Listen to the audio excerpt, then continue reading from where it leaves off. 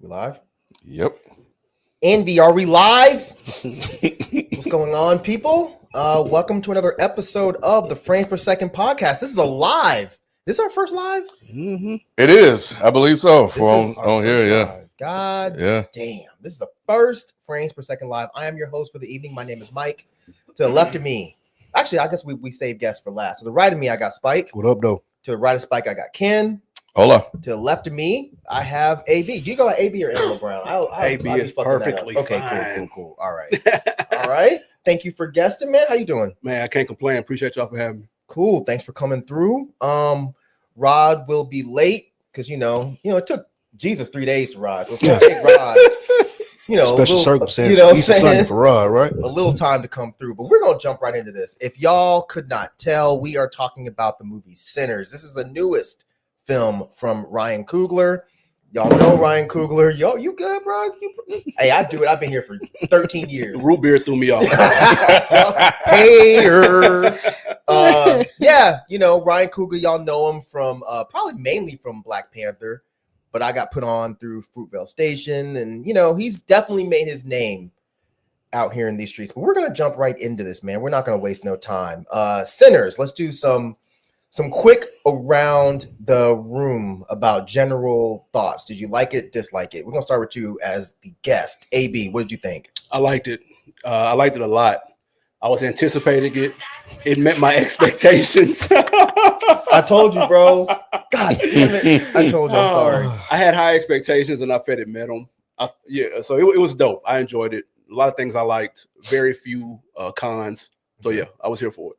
Cool. Spike, you agree with that? Yeah, man, I like this. This brought back that movie feeling. Usually, I don't know, remember the last time movies sold out? Like I went to try to go get a ticket and they were telling people, hey, we won't have any tickets till 9. Mm-hmm. Theater was packed. Reactions were cool to hear as it was on screen. The film was good, really good. And it met all expectations. Cool. Ken? It took a minute, but after I processed everything, I did enjoy it. It's not like I disliked the movie. When I finished watching it, I just had to process what I watched, and then I was on board. And there's a reason for that.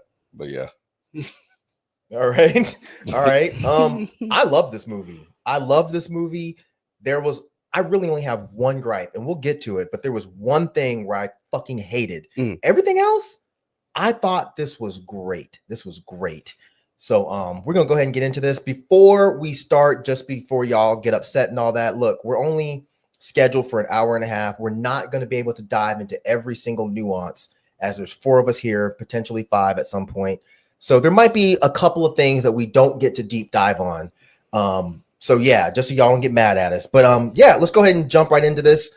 So the movie opens up in the Mississippi Delta in 1932, and we start off by meeting Sammy, who stumbles into his father's church, which I was very excited because that was my man Saul Williams playing his father. And he's covered in blood, and he's carrying a broken guitar, and we see these flashes on the screen as his father's telling him to put the guitar down. But the trick is it immediately transitions to a day earlier, and we see Sammy picking cotton. My first question, Ken, was this triggering for you? Yes, it honestly was. I'm not gonna lie. That was the first thing. I was like, bro, what the? I'm tired of watching slave movie sort of things, but I've just been reading a lot of books about just, lately, just about, just in general, but just the way things were back in the day. And seeing them out there picking cotton in Clarksdale, Mississippi, with no shoes on, it just took me back, not to when I was picking cotton, because I did pick cotton. You had shoes on. But my dad actually picked cotton. I don't know if anybody else's parents have had to do that, but my dad and his of course siblings, his brothers and sisters, they had to pick cotton too. So and I know Mississippi, bro. Like I'm aware of. You knew where that was? Yeah, I know where Clarksdale. It's like right on the border of Arkansas. That's why they kept referencing Little Rock. So it's up north to the west. But yeah, but it was. Okay. All right. That's the first thing I thought. I was like, oh boy. So since he's only 5 minutes late, Spike, we'll go ahead and get his general thoughts on the movie. Oh, yeah. Okay. Yes, you. What's up? How y'all doing? What's good, man? How you, man? You all right? Yeah. Did you like it? Did you not like it? Man, I'm a little lukewarm on it, I guess. Okay. Yeah, I wanted to like it more, but I thought I would by the time I get here, and I still kind of lukewarm on it. All right. Yeah. Well, interesting to get into that. Yeah. So after the picking cotton, we meet the Smokestack twins. This is Smoke and Stack, both played by Michael B. Jordan, aka Creed 2x2. But they're buying a building from a white man. What did you think about this scene? I'm gonna start with you, AB. I was here for it, man. I thought it took me a second to get past the accent, though. I'm not gonna lie, the Michael B. Southern accent. You didn't believe it? It came and went, and I was just like, I don't know. And maybe it's just 1930s accents, period. Maybe that's just me. But and because I'm kind of with Ken on you're not over the slave movies. You're over the slave books, apparently. But I'm over the slave movies. And so when people come in with these accents, I'm kind of like, man, I don't be want to really hear that shit. Yeah. But I was cool with it. And I like the idea of them coming back. They had some bread. They were talking big shit, had their chest out. Mm-hmm. And so they're trying to buy up the block, starting with this building right here. So I was definitely here for it. Did you like this scene, Spike? Yeah, I liked it. I didn't know how I was gonna feel about Michael B. Jordan playing twins, like him playing both roles. But right here, like immediately showed you, yeah, I'm capable of doing this. My chops as an actor, like I'm here. So I did like him playing both of the twins and just the subtle differences in the twins immediately that you could pick up on. I really liked that. So I was here for it. I liked that they was talking big shit, like people, like they was telling him, like you ain't finna come back and do whatever they said. Yeah, you ain't coming back with the clan. All of that was great to me. So yeah, it was a strong start. Okay, Ken, what do you think of this scene as a whole? I love the scene. I just knew that there weren't shit that they can do if it came down to that. So it was bravado. I felt when he was talking about, yeah, don't y'all bring your ass back. But I love the talking back, you know. And just meeting the twins initially felt gimmicky. I think part of the reason for that is because we just watched I watched the movie. Y'all didn't watch the movie with Robert De Niro doing that. Mm-hmm. So I just had a recent experience of someone doing that. But the distinction between the two brothers was more clear here in this one and felt a little bit more natural than it did for Robert De Niro. It's Robert De Niro, right? In the other movie I just watched. Coogler said he had two twins that he grew up with come in and consult on the film and to tell them how twins interacted with each other and like the different talk tracks and stuff like that. So that was cool. But I did like that. Of course, using the red hat and the blue hat, which obviously had other implications to distinguish the two as well. But I like that. Did that throw you off at all? Or actually, just in general, the entire scene. I'm talking about, you know, the idea of something being washed off the floor, the idea of if the clan shows up, we'll kill him. What do you think in general about the whole scene, Rod? Much like AB, man, like, and people that watch it or listen to the show, they know like movies like this, it kind of takes me, I don't know, it's a little off-putting, like hearing the voices and things like that with the timestamp. So that was a slightly off-putting at first because I wasn't really sold on him with the accent. But I do like the subtleties that you talk about, Ken. Like I did pick up on that very early. I was like, okay, cool. They didn't try to be too over the top with the differences or whatever, and I thought that was actually cool. I do like also like just the interaction with the Klansmen and things like that, and that atmosphere and just how they, you know, you could tell that they've been through some things or whatever, that they not scared or whatever, whether that was war or whether that was gangster stuff. So I did like how they established that very early.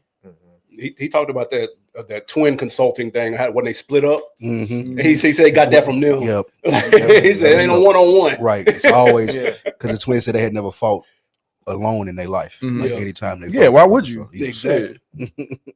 Well, I'm already on you, Ross. So what did you think about the scene between Sammy and his preacher father? It was a quick scene. It was a quick scene. It was establishing. I definitely like it as an establishing scene, but I think that was part of the issue that I had with that they didn't tap into that a little bit more. I feel like they didn't spend enough time with that storyline. So, but I did like the establishing moment of it between his son and the pastor. Do you feel that was too short, AB? Yeah, a little bit, because I needed more context as to what the hell just happened to why he's got this kung fu grip on this half guitar. No, I mean the part after that. Oh, excuse me. Yeah. Which Like when he goes, he's talking to it. There's a scene where he's talking to his father, and his father is telling him, like, you keep dancing with the devil, and one day the devil's gonna fall. Before he get ready to leave with the twins. That scene. Yeah. I'm with them. It was a little bit short, but I understand. I'm not trying to be in here like Avatar length, but some more context, some more history would have been nice, because he was a big character in the movie. Yeah. Okay, you feel the same way, Spike? No. I think that this is the church and music, like Aretha Franklin stories like this, like the church don't really like them to sing that. Like, so there was context to this, but with those old gospel like people that could sing really well, but then would also go do the blues and stuff like that, and their parents always hated it. So yeah, I've seen it in enough movies to get it. It was enough context for me. Okay, Ken. Yeah, I was good with it. I think it served its purpose, is how I felt.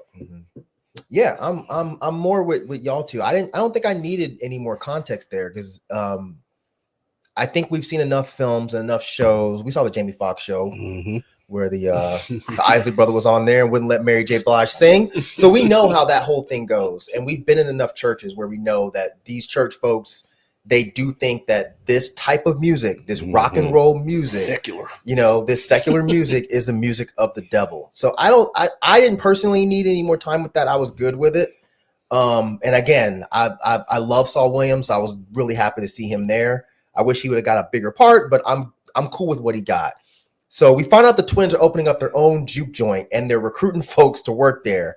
And aside from Sammy, they recruited Delta Slim, they recruited Bo and Grace Chow, and they recruited Cornbread. Ken, which one of those three stories was your favorite? Delroy, Delta Slim. Yep. Yeah, I love the story because I believed every damn thing he said, bro. I felt like I knew so that good. guy, man. He did. I felt like I've talked to him, Right. you know? Right. I met him. Yeah. Like he absolutely nailed it and really sold home the story and the plight that musicians go through and the things that they endure. So he damn near stole the show for me. Yeah, agreed. Like, yeah. I mean, just the subtleties of what he was doing. Just like even when he was telling them, "No, what you doing?" You know what I'm saying? Like it was just the way he did certain things. I mean, obviously the voice was actually good too. Like he really sold his voice from that time. So yeah, man, I like when you asked that question, Mike, that's definitely probably the most standout between those folks that you mentioned. Okay, so that was your favorite too. What about you? He stole the movie to me. Every scene he was in, even the subtle, the comedic parts, I thought landed, and I thought they were in place. Because sometimes it get tricky, man. When you want to throw jokes in, and it's vampires circling, and you want to throw a joke and kind of throw the mood off. But I thought he brought comedic value in a good way. So your favorite too, Spike? All three of them were memorable. I really liked that one, but I liked the Cornbread when he said, "Nigga, fuck your wife," and like, that was all three of the interactions were great because I liked the negotiating scene too when he was like fine. Numbers talk like that was great. But when he told dude, he was like, "Man, fuck your wife," and she was right there. Right. That was the best one for me. But see, I think that was more so Robert. Not Robert. Michael B. Jordan. Michael B. Jordan. I liked him more so in that scene. Okay, yeah, that's you know fair. what I'm saying. I meant just like which recruiting. Yeah, I was comparing the recruiting. That's exactly. I was comparing like each story. So I like that one. I got you. That was my favorite one. Yeah, he said she might let you fuck her after you find out how much money. And then she looked at him like, said, "How much money we talking about?" Put your pecker in her mouth. I was the only one laughing. I was like, "Why?" Oh no, they were down there. They laughed at it. Because what I loved about it is because the woman was about business. Yes, absolutely. She wasn't even offended. She was like, "How much money we talking about?" Right. Exactly. While he's like, "Bro, I'm gonna beat your ass right now." He's like, "No, fuck that. Go make this money. What are you talking about?" And he was right. He, at the end of the day, when he said "fuck your wife," he didn't mean "fuck your wife." Right. He mean like, "Yo, you get this money, you can fuck." That shit was so fun. Oh, that was good. Now, this next question, I really wish I had. For some reason, I thought Nick was going to be here, or at least on video, because I don't understand the text that happened. So I'm going to start with you, Spike. What did you think of Mary when we met her? The white girl. She's not all the way white. She's like Logic. She said her dad. She said her her dad dad like not ain't even white. black. Her dad Right. is black. She's like Logic. If Logic can say nigga, America can say nigga, right? Did she She say didn't. No. I felt She like just I said heard cracker. it, She's an ally.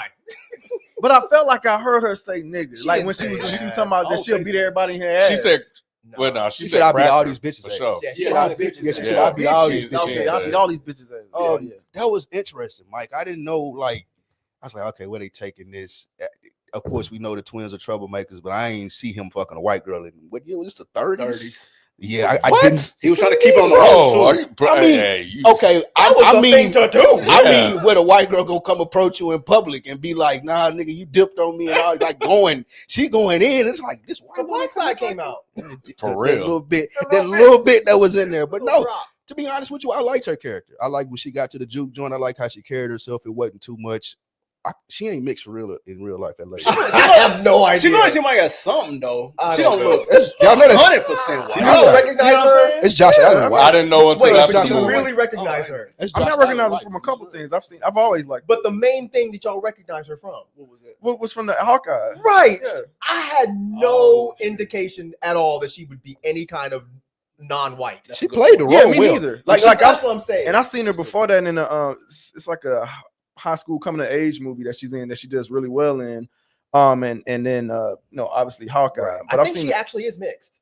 wow, She I did played not the know role. that. In real life, I think But she she- actually is mixed. But That I kept would be seeing great. conflicting reports. I don't know for a fact. Yeah. Not that it matters that much to me, but Sammy was like, maybe she ain't white when she was that was walking away. Yeah, that was hilarious. I was thinking the same thing. I was like, that's not a white ass. Yeah, that's exactly what That's not white ass.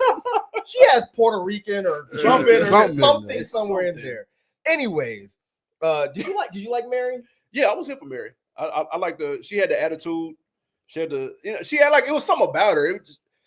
It made sense that she would, that Stack would be into her. Mm-hmm. So that worked for me. So you like the whole thing about, he said, I told you to, actually, I'm gonna ask Ken this one. Mhm. I told you to stay the fuck away from me. And what did she say? She said, but you put your tongue in my coos and fuck me Man, the way hard. she said that shit. Bro, bro. In public. Maybe you want to go back and rewatch Hawkeye with a new view. What? The way she took on Kingpin? Well, I was thinking that differently. What'd you think of that scene, Ken?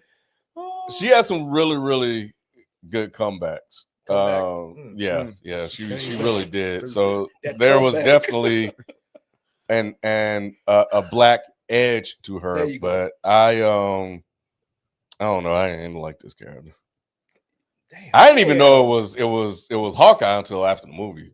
I knew it was her Yeah. when I was doing the first promo. I was like, why do I know Haley? I know that name. If I hadn't looked her up, I would not have realized it was Hawkeye Girl. But I thought she was fucking great. I didn't get the indication from Hawkeye, and I'm unlike Rod, I don't know her from a lot of stuff. So I didn't get the indication from Hawkeye that she was a great actress. Mhm. She was fantastic in this role. I do agree with you 100%. When I saw afterwards, when I was looking up all the characters, and I was like, that's Kate Bishop? Right. Exactly. I was like, well, damn, that was impressive. But Yes. the Mary character, nah, I don't rock with it. I Yeah, fuck she's with it. she's in the edge of 17 or whatever. Okay. So yeah, she's really good in that. Really good in that. So during this moment, we also meet Perlene, who Sammy has his eye on. Mm. And unless anybody has anything to say about Perlene, I'm going to move on. But does anybody have anything that you want to throw out about Perlene? Because I wasn't really impressed, She's fine. except that she had a Jerry curl. I thought that was weird. But In the 30s, that was. I don't think Was they it a had Jerry curls curl? in the 30s. No, it was just like her hair was like. Yeah, it wasn't a jerk. It didn't look like a Jerry It curl. didn't look to me. wet. Yeah, no, it was like when her It hair looked was a like little just wet. glistening. Yeah. And one of them vampires slipped when he was running. You up. stupid. Nah. He said, she said, "How'd you find me?" He said, "Follow the drip, follow the drip, follow the drip." Yeah. I just like. "Oh, y'all don't I get like that her one." character. Yeah, I do. Yeah, we got it. No, you didn't. What's coming to America? No. See? I said I did. I didn't say you did. Snickers from this Oh side. You didn't get it, my Rob. God. That was funny. I That was what corny. that is. Wow. That show But, was- Robin Okay. Harris, the most Yeah, famous yeah, part of that yeah, movie. Come on. Yeah. Anyway, Let Nas down with that one, bro. you sure did. You sure did. You let Nas, Jay, Kid play.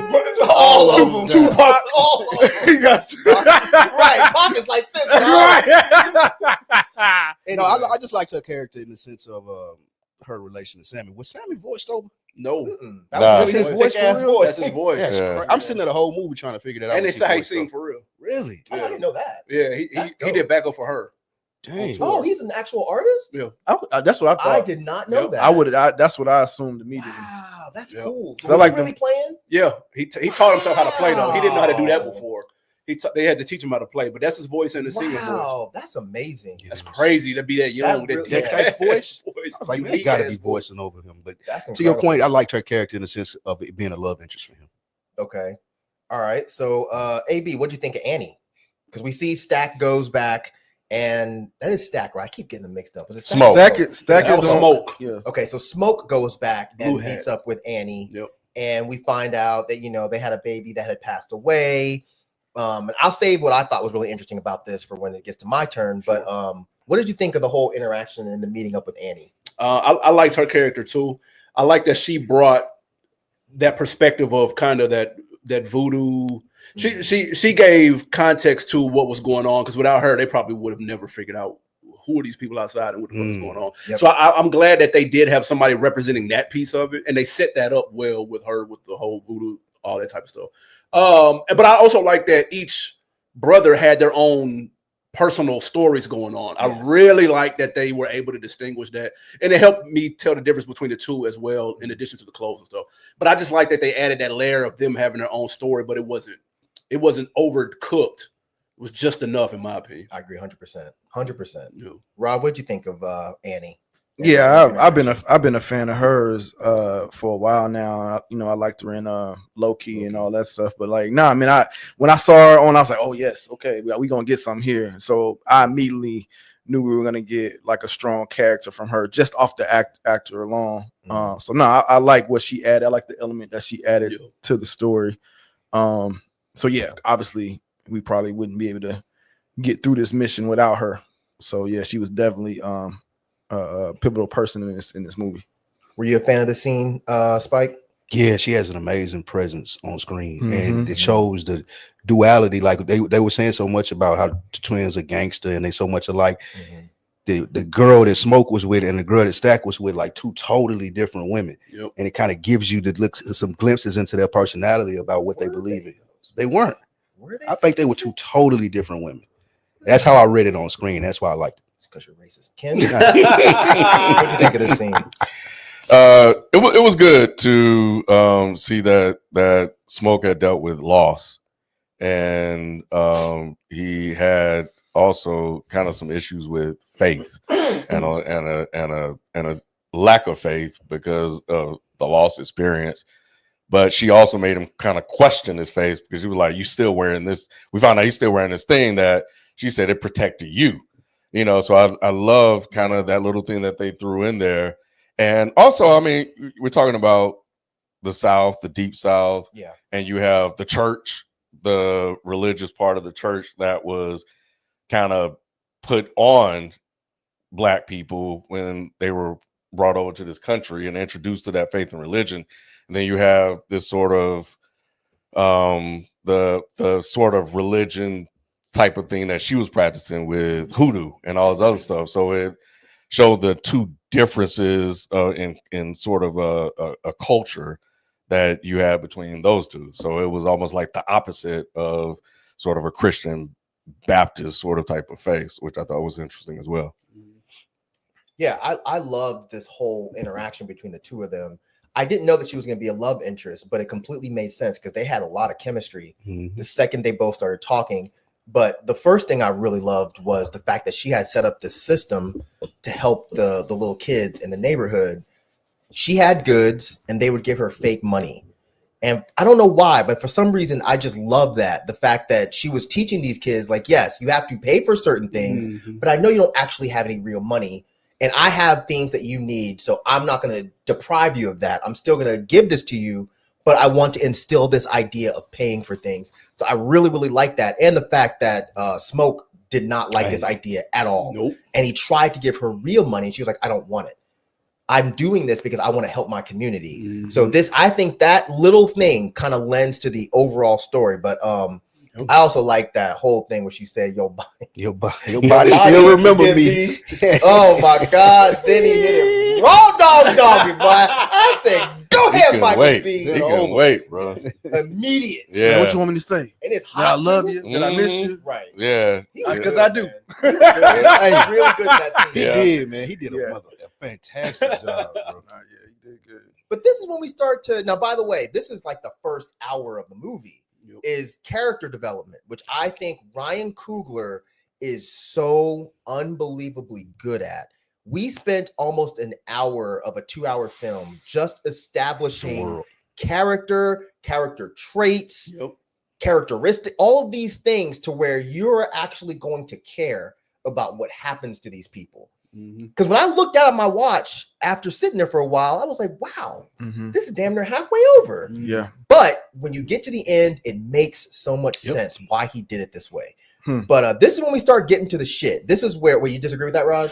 Yeah, I do like the fact that he did a lot of character build, but I think because he did a lot of character build, we didn't get a lot of world build. So like so that's the part that I'm struggling with this movie. With I understand y'all said we didn't need certain things, but for me, just as to feel like, I guess, fuller, I needed more of the world building and more of character develop with some of the other people we haven't talked about yet. So that's part of my issue with the movie. So I think the only time I need, this is personal, the only time I need world building is when it's a world I'm not familiar with. So Star Wars, I need world building. Okay. Star Trek, I need world building. Lord of the Rings, I need world building. But 1932, 1962 Mississippi, I feel like I've spent enough time seeing movies like this, seeing documentaries like this, where I know the world is, these are black people, these are white people. The white people don't really like the black people. And typically, if black people are at the top of the food chain, it's because they've had to do something, whether legal or illegal, typically illegal, to raise their status. So I kind of understand why he didn't spend a whole lot of time establishing the world, because I think that world is kind of already established. I understand that, and it's established for you. I know you said it's personal, but I feel like we are telling a story here, and this is a movie, so I feel like I needed a little bit more. I'm with you. I know that world too. I know how it's all set up, but just like I said, for me to feel more full, I feel like I needed it in this story. Where sometimes I don't feel like that, because a lot of times I don't like watching movies, that has to do with like slavery times, like cotton picking and all that. But here I kind of wanted it for some reason. I wanted more of it, just to kind of balance it out. It felt too heavy on one side, which is the character, which he did an amazing job building the characters here. Like I said, some of the characters he didn't, but for the main ones, I feel like he did.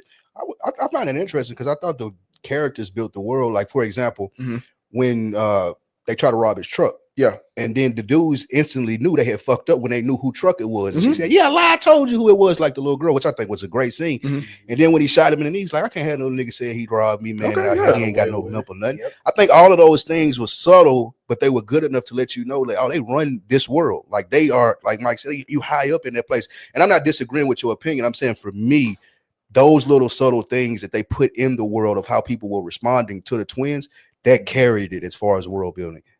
And everything happened in one day too. Yeah, that's what I like. Another about thing. This. Also, I almost didn't even realize it.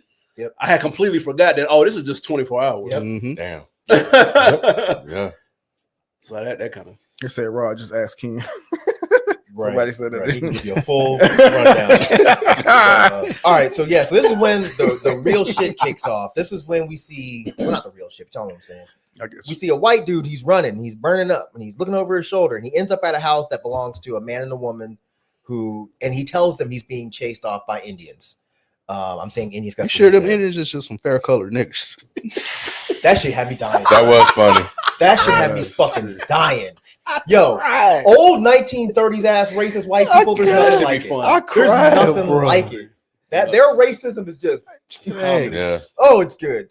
But the white folks, they let him in, and when the Native Americans show up, Spike, should they have listened to what they told them? Should have.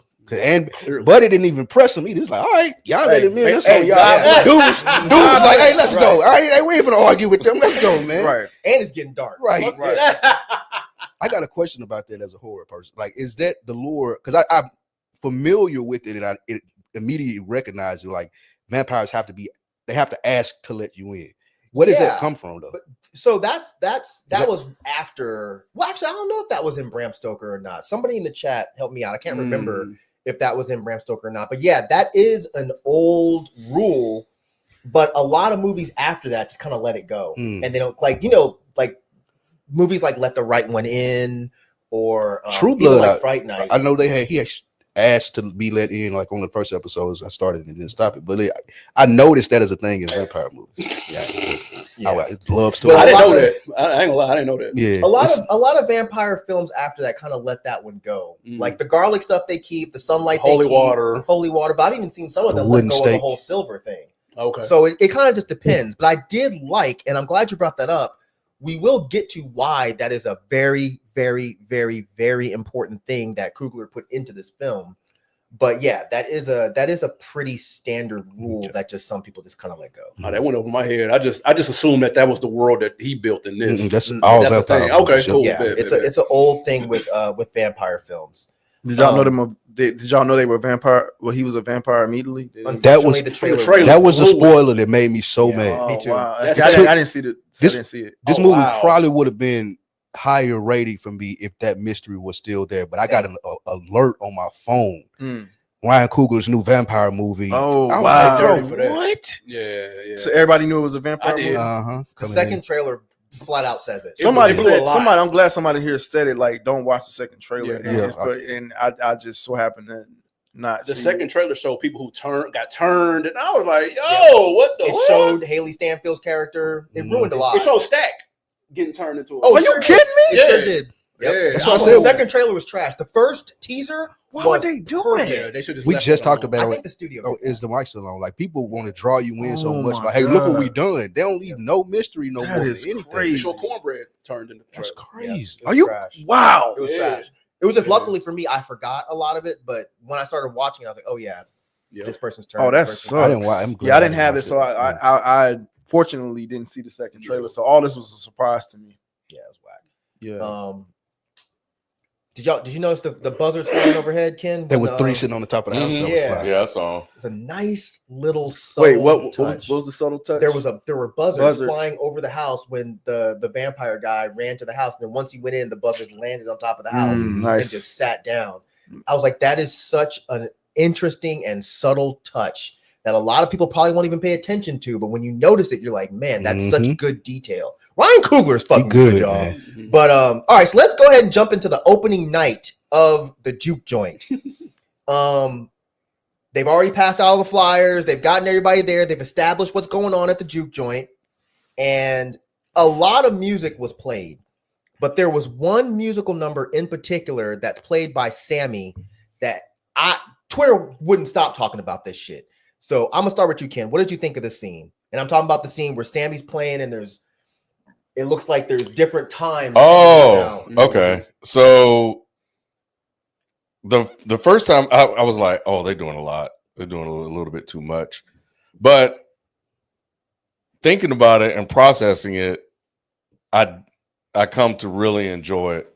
And just talking a little bit about my wife, because it showed the storytelling aspects of what music is for, particularly just in general.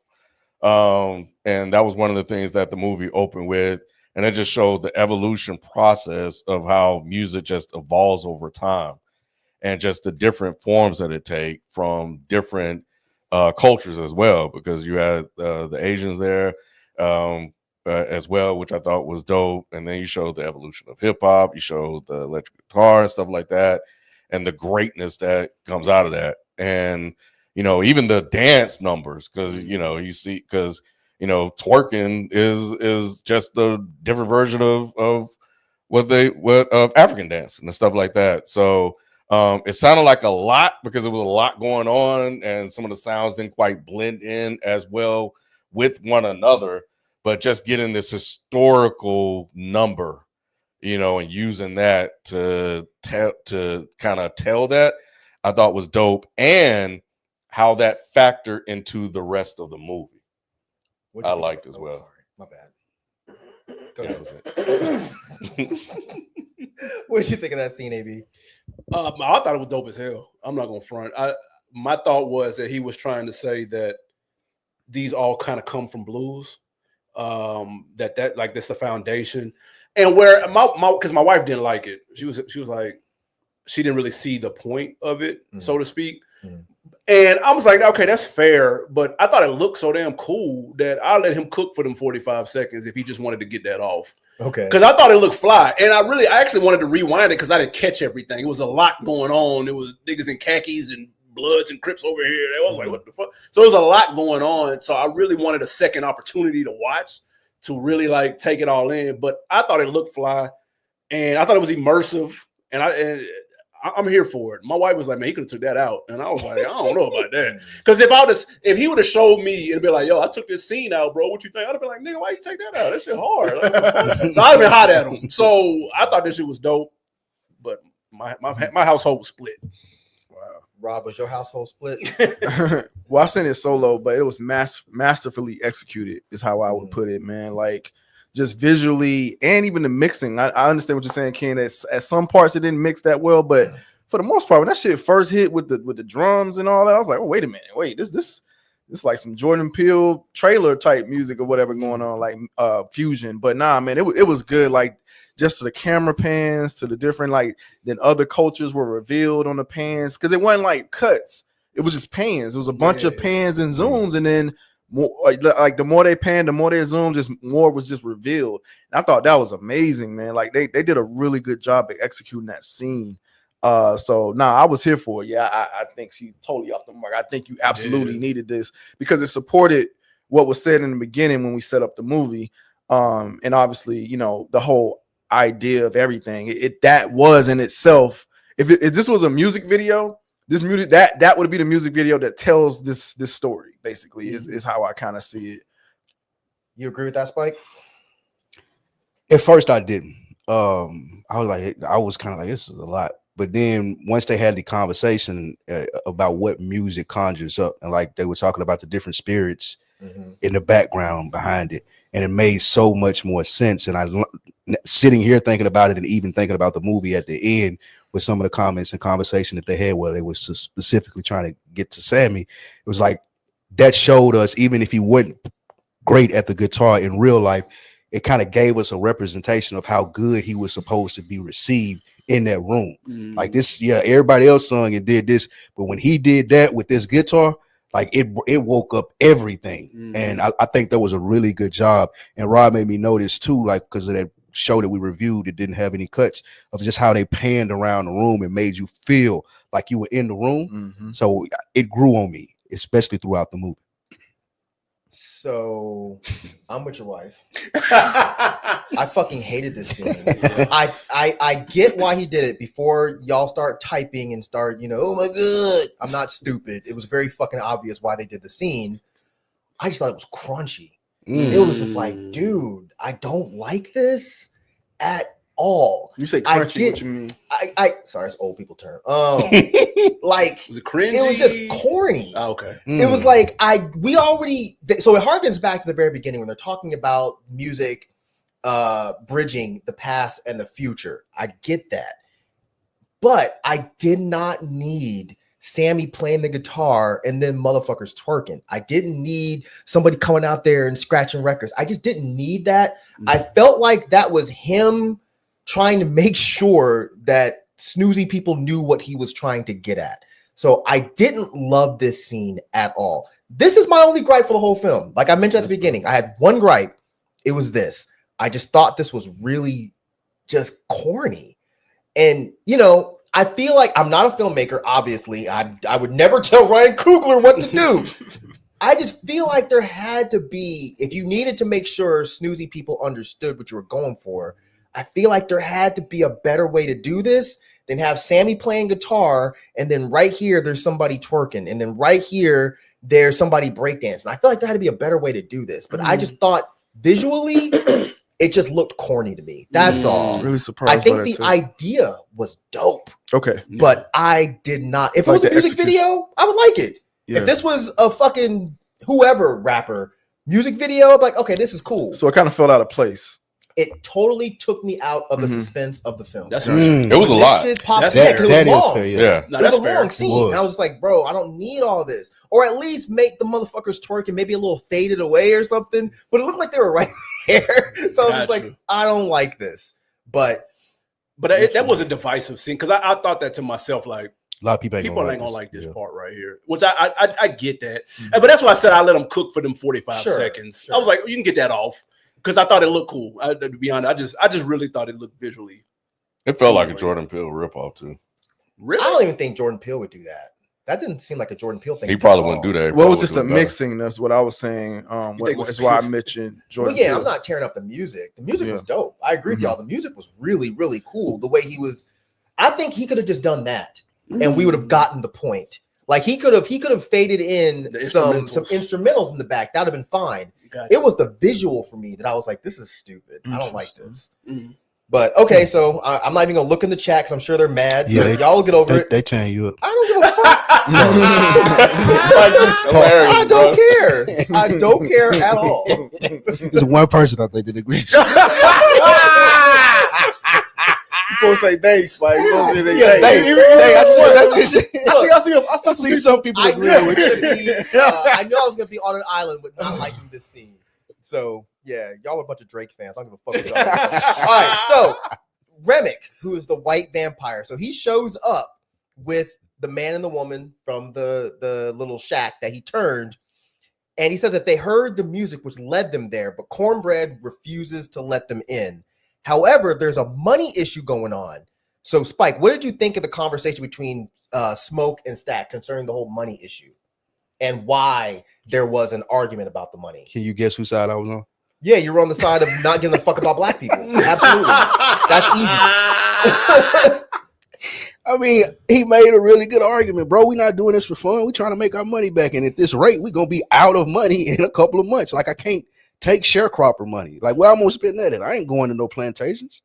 So he made a good point, but I thought his brother came from a good place of the heart. And the ladies, she's like, bro, we have to make these people feel like you put this here for them and not just to make money, which I thought was a brilliant point because that's the only way that it's going to last. And it speaks to the old head point where I've been going to this juke joint for 10 years playing. Y'all might not even be here next week. So I think all of that led into that money conversation and made it much deeper and made me agree with the sharecropper side, though. I agree with them more so because of all the context and the good points that they made. Originally, me in real life, I'm on Smoke's side, but I see what they meant and why that was correct in this movie. Ken? Both were right. I think Stack was more right in this situation in terms of looking at this long term. I think Smoke was moving from a place of desperation because I think he may have knew about the financials. So he was like, we can't afford to do this because we're in a hole right now. And you are selling this stuff at a discount, 50 cents to 30 cents. Like, what are you doing? So we need the money, which they, well, yeah, we're talking about this all together. So, but I didn't know this at the time when they were having a discussion. So I was like, no, you want them to come back. So do what you can to get back. And these guys, bro, like they've been out there doing all this work. They finally got a chance to come and just get back, have a good time, do all this other stuff, and just kind of forget and escape from the harsh realities of being out there picking cotton with no shoes on. Which was really interesting because you think like Stack would be, based on how they portrayed him, like the more heartless one, right? Because but they both have those similar qualities. But Smoke was the businessman, but he relented, and we got what we got. But yeah, I think they both were right. You agree with that, AB? Yeah, and I get it. We're in a capitalistic society. You got to pay the bills with cash. You can't pay it with sharecropper money. Yeah, that ain't gonna work. But in order to have a successful, long-lasting brand in business, you need both. You need customer loyalty. Yeah, you need a mixture of both. You can't just be sell because people will they'll see right through that and be turned off.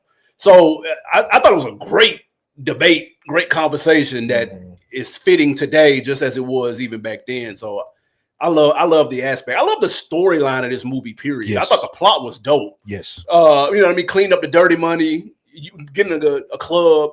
You know, he was on this ghost shit, standing over the ledge, looking down like ghost. I was like, nigga, I fucks with this plot, number one. But I did love that conversation though, just because of the relevancy.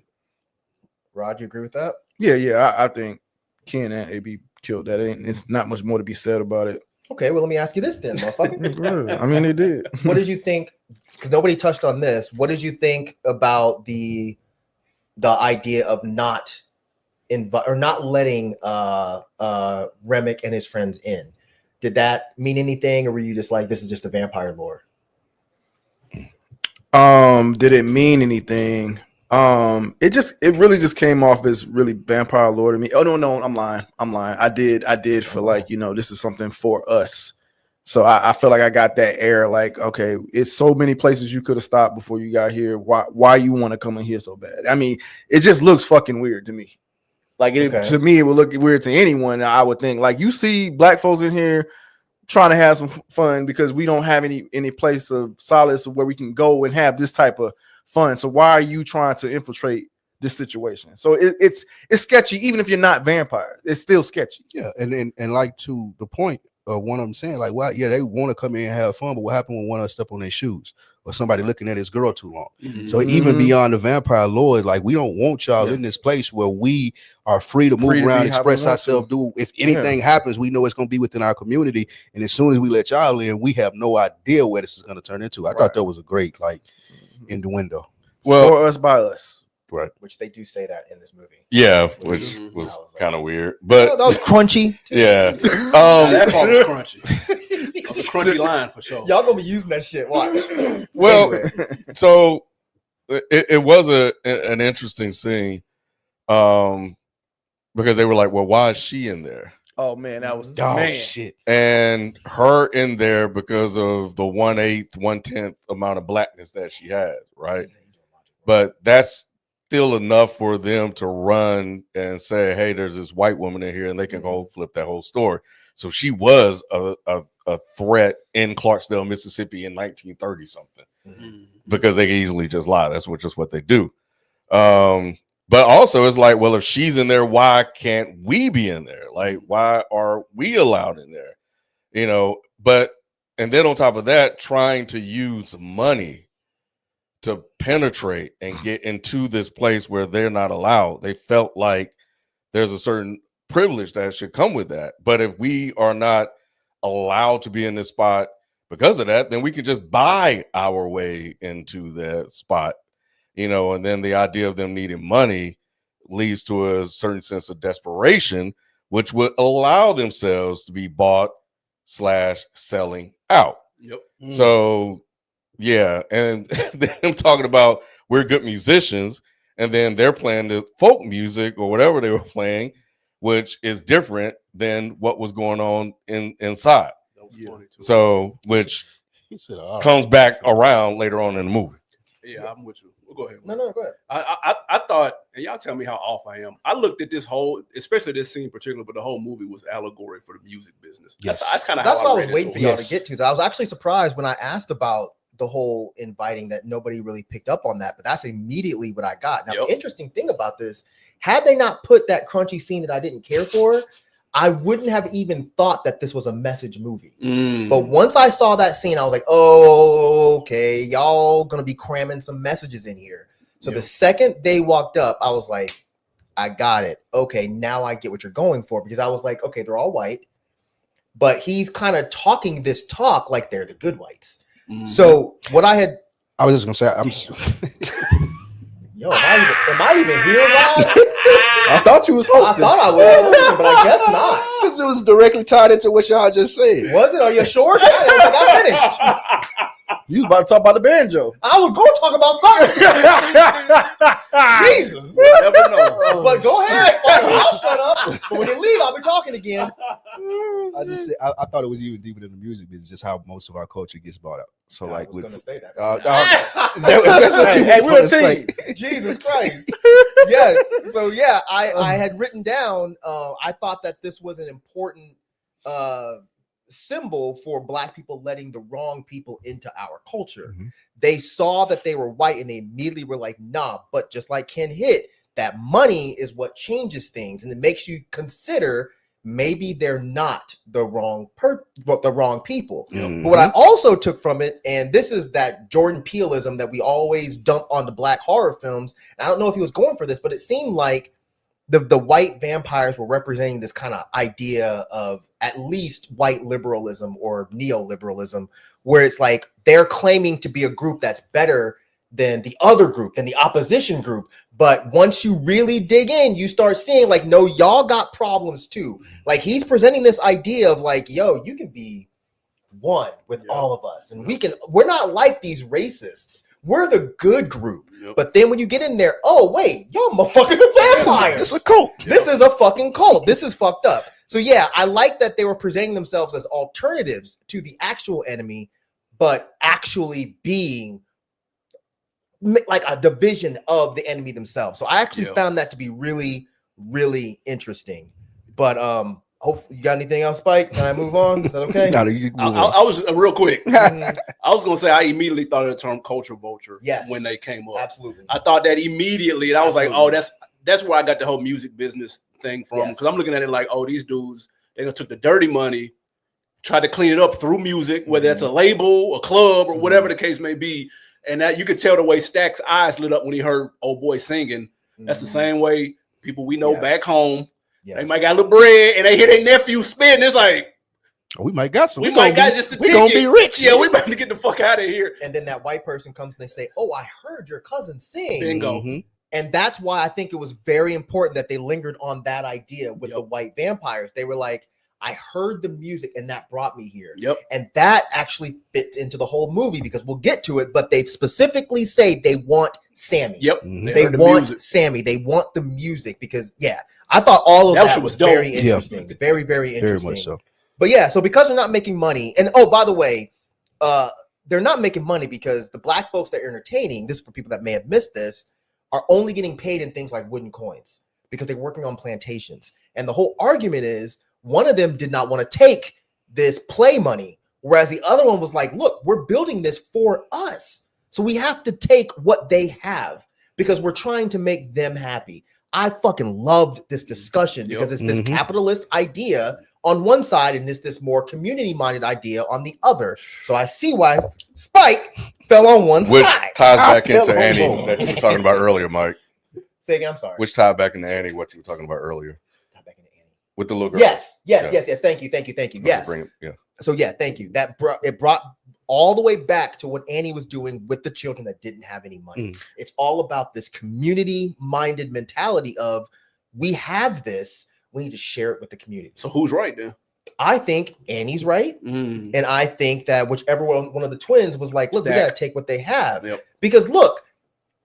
I feel like if the community knows that this place is going to shut down, if they don't get us real money, the community will come together and try to do whatever they have to do. Gotcha. And I think that's what was the most important thing about this, because at the end, we see that's what happens. What are you going to say, Rob? I was going to say just them only wanting Sammy reminded me of Life, the movie Life with Eddie Murphy and Martin when they only wanted the baseball player. Can't get right. They only wanted him.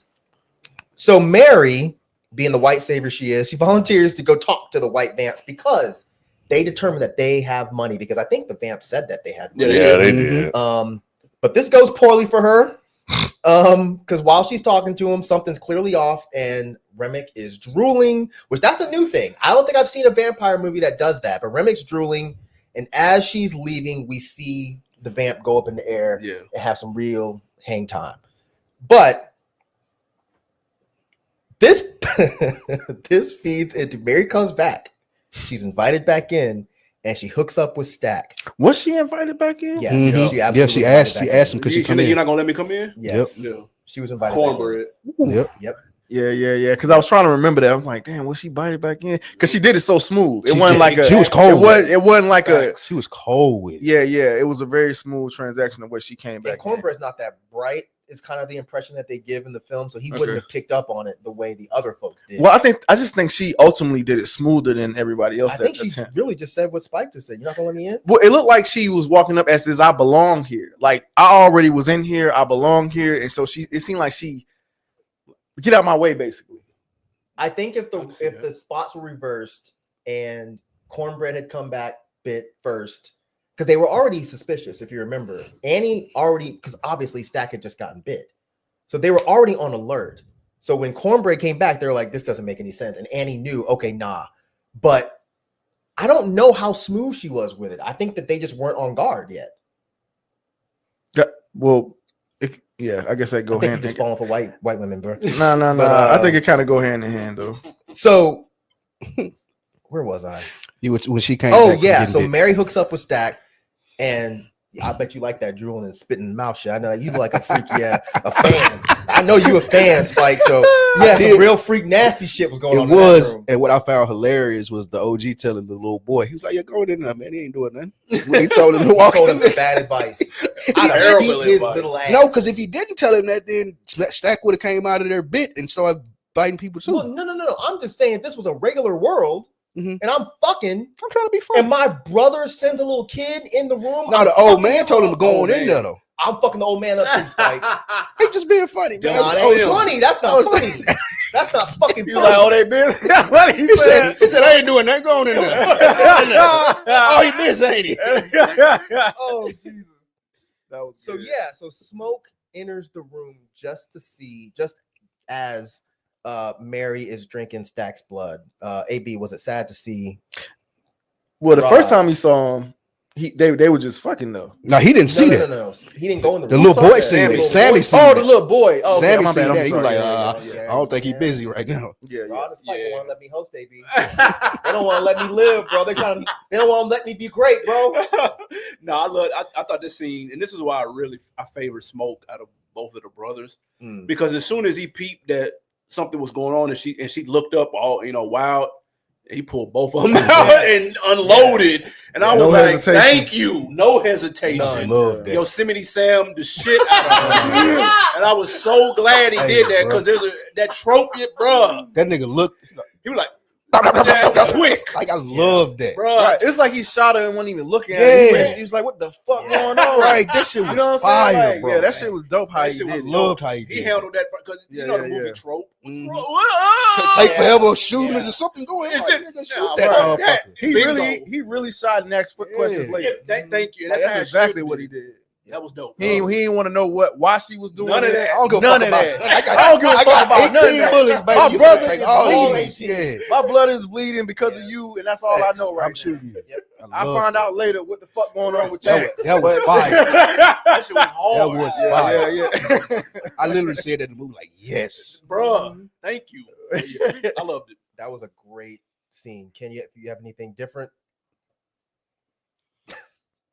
No. Okay. All right. So Ken, Mary runs off. And before she runs off, she says, "We're going to kill every last one of you."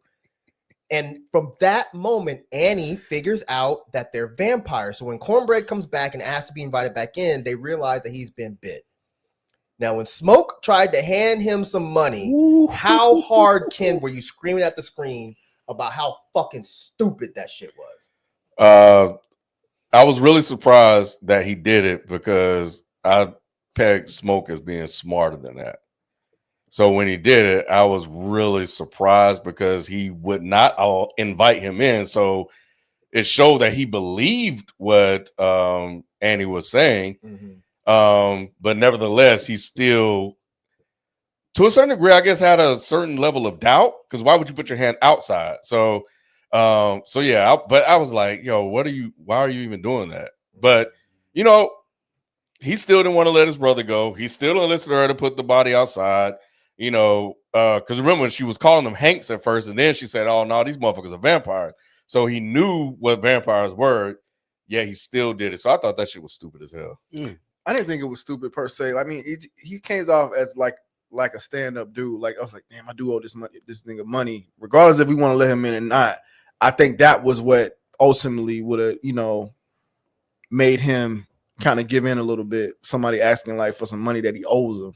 So I think because he's a stand-up guy, he was willing to try to at least give him money. I'm like, now get on. And he didn't want to let him in. He didn't, and I think they built the character around that well when he had that conversation with his girl, and he was like, "I've been everywhere. I done seen everything. What they play in the trailers. Right. I ain't never seen no ghosts. I ain't never seen no." So even though he didn't want to let him in, and did just see that happen to his brother, he was still kind of skeptical. And going to your point, Rod, of his just like personality, like I'm still gonna get this man his money regardless of what's going on because I ain't too sure yet. I ain't never seen no devils, ghosts, vampires, and shit like that. So here go your money. So I could see that, and it wasn't a spitting in the mouth line. I just see this in the chat. It was the other one that she said. When she said, he said, "You got a husband," and she said, "Come rob this pussy." That would have got me in the room. So I was like, "Okay, let's go." That was funny. Mary spitting in the mouth, and then Perlene. Wait, did Perlene say that? You No, robbed all those banks, but you can't rob this pussy for one night. Mary said, Mary said that. She came in with the Hey, boy. She came in with the gang. Damn, man. She came back in with the game. Yeah, she was on the swag was on 10. Right. I'm like, shit, man. Right. White woman to be the death of you, bro. See, now, people are being pedantic as fuck in the chat. Okay, yes, she didn't fucking say that, yes, they're vampires, but she did very clearly say you're dead. She was saying that there were different types of undead, and she named like 3 or 4. I was just trying to skip to the point, guys. Okay, I didn't. Yeah, she said the hates or something like that. Thank you, Rob. Yeah, thank you. Yeah, these guys. Yeah. But they be well actually in the shit. but see, and that's why I've kind of added into my little bits because I knew you skipped that, and I said somebody gonna say something. I didn't think they would, but I knew that's why I tried to at underestimate least. I just tried to squeeze it in there so at least it'll be in the video. But it didn't help, Mike. It didn't. They jumped on me immediately. But this actually led to one of the funniest scenes in the film for me, and that's when Delroy Lindo, Delta Slim, he said, "Y'all smell anything?" They were like, "What?" He said, "I think I just shat myself." I screamed. All it takes, dick, fart, and shit jokes, I'm good. That's all I need. So I'm gonna ask you, Spike. Was the promise that Smoke made to Annie that he will kill her before she turns, if she gets bit, was that a sweet promise? And did you know that it was going to come back to bite him? Wow. I respect it though. Got to slide that in. I liked it, man. I liked that. That was. You gonna let that one go? I'm sorry. Go ahead. You let you live. I like the fact because it showed his relationship with her. And even though I don't believe it, what I do believe in is you. And if you tell me that I need to do this, especially so you could be reconnected with their unborn son, like that was it showed his personality again and his character trait. So yeah, I did like it. I really liked her character, man. She was like the representation of a very strong black woman. She was. Man. Like she was dope. But nah, yeah. Well, shit, he had no damn choice. He had all the evidence he needed to kill a Spike.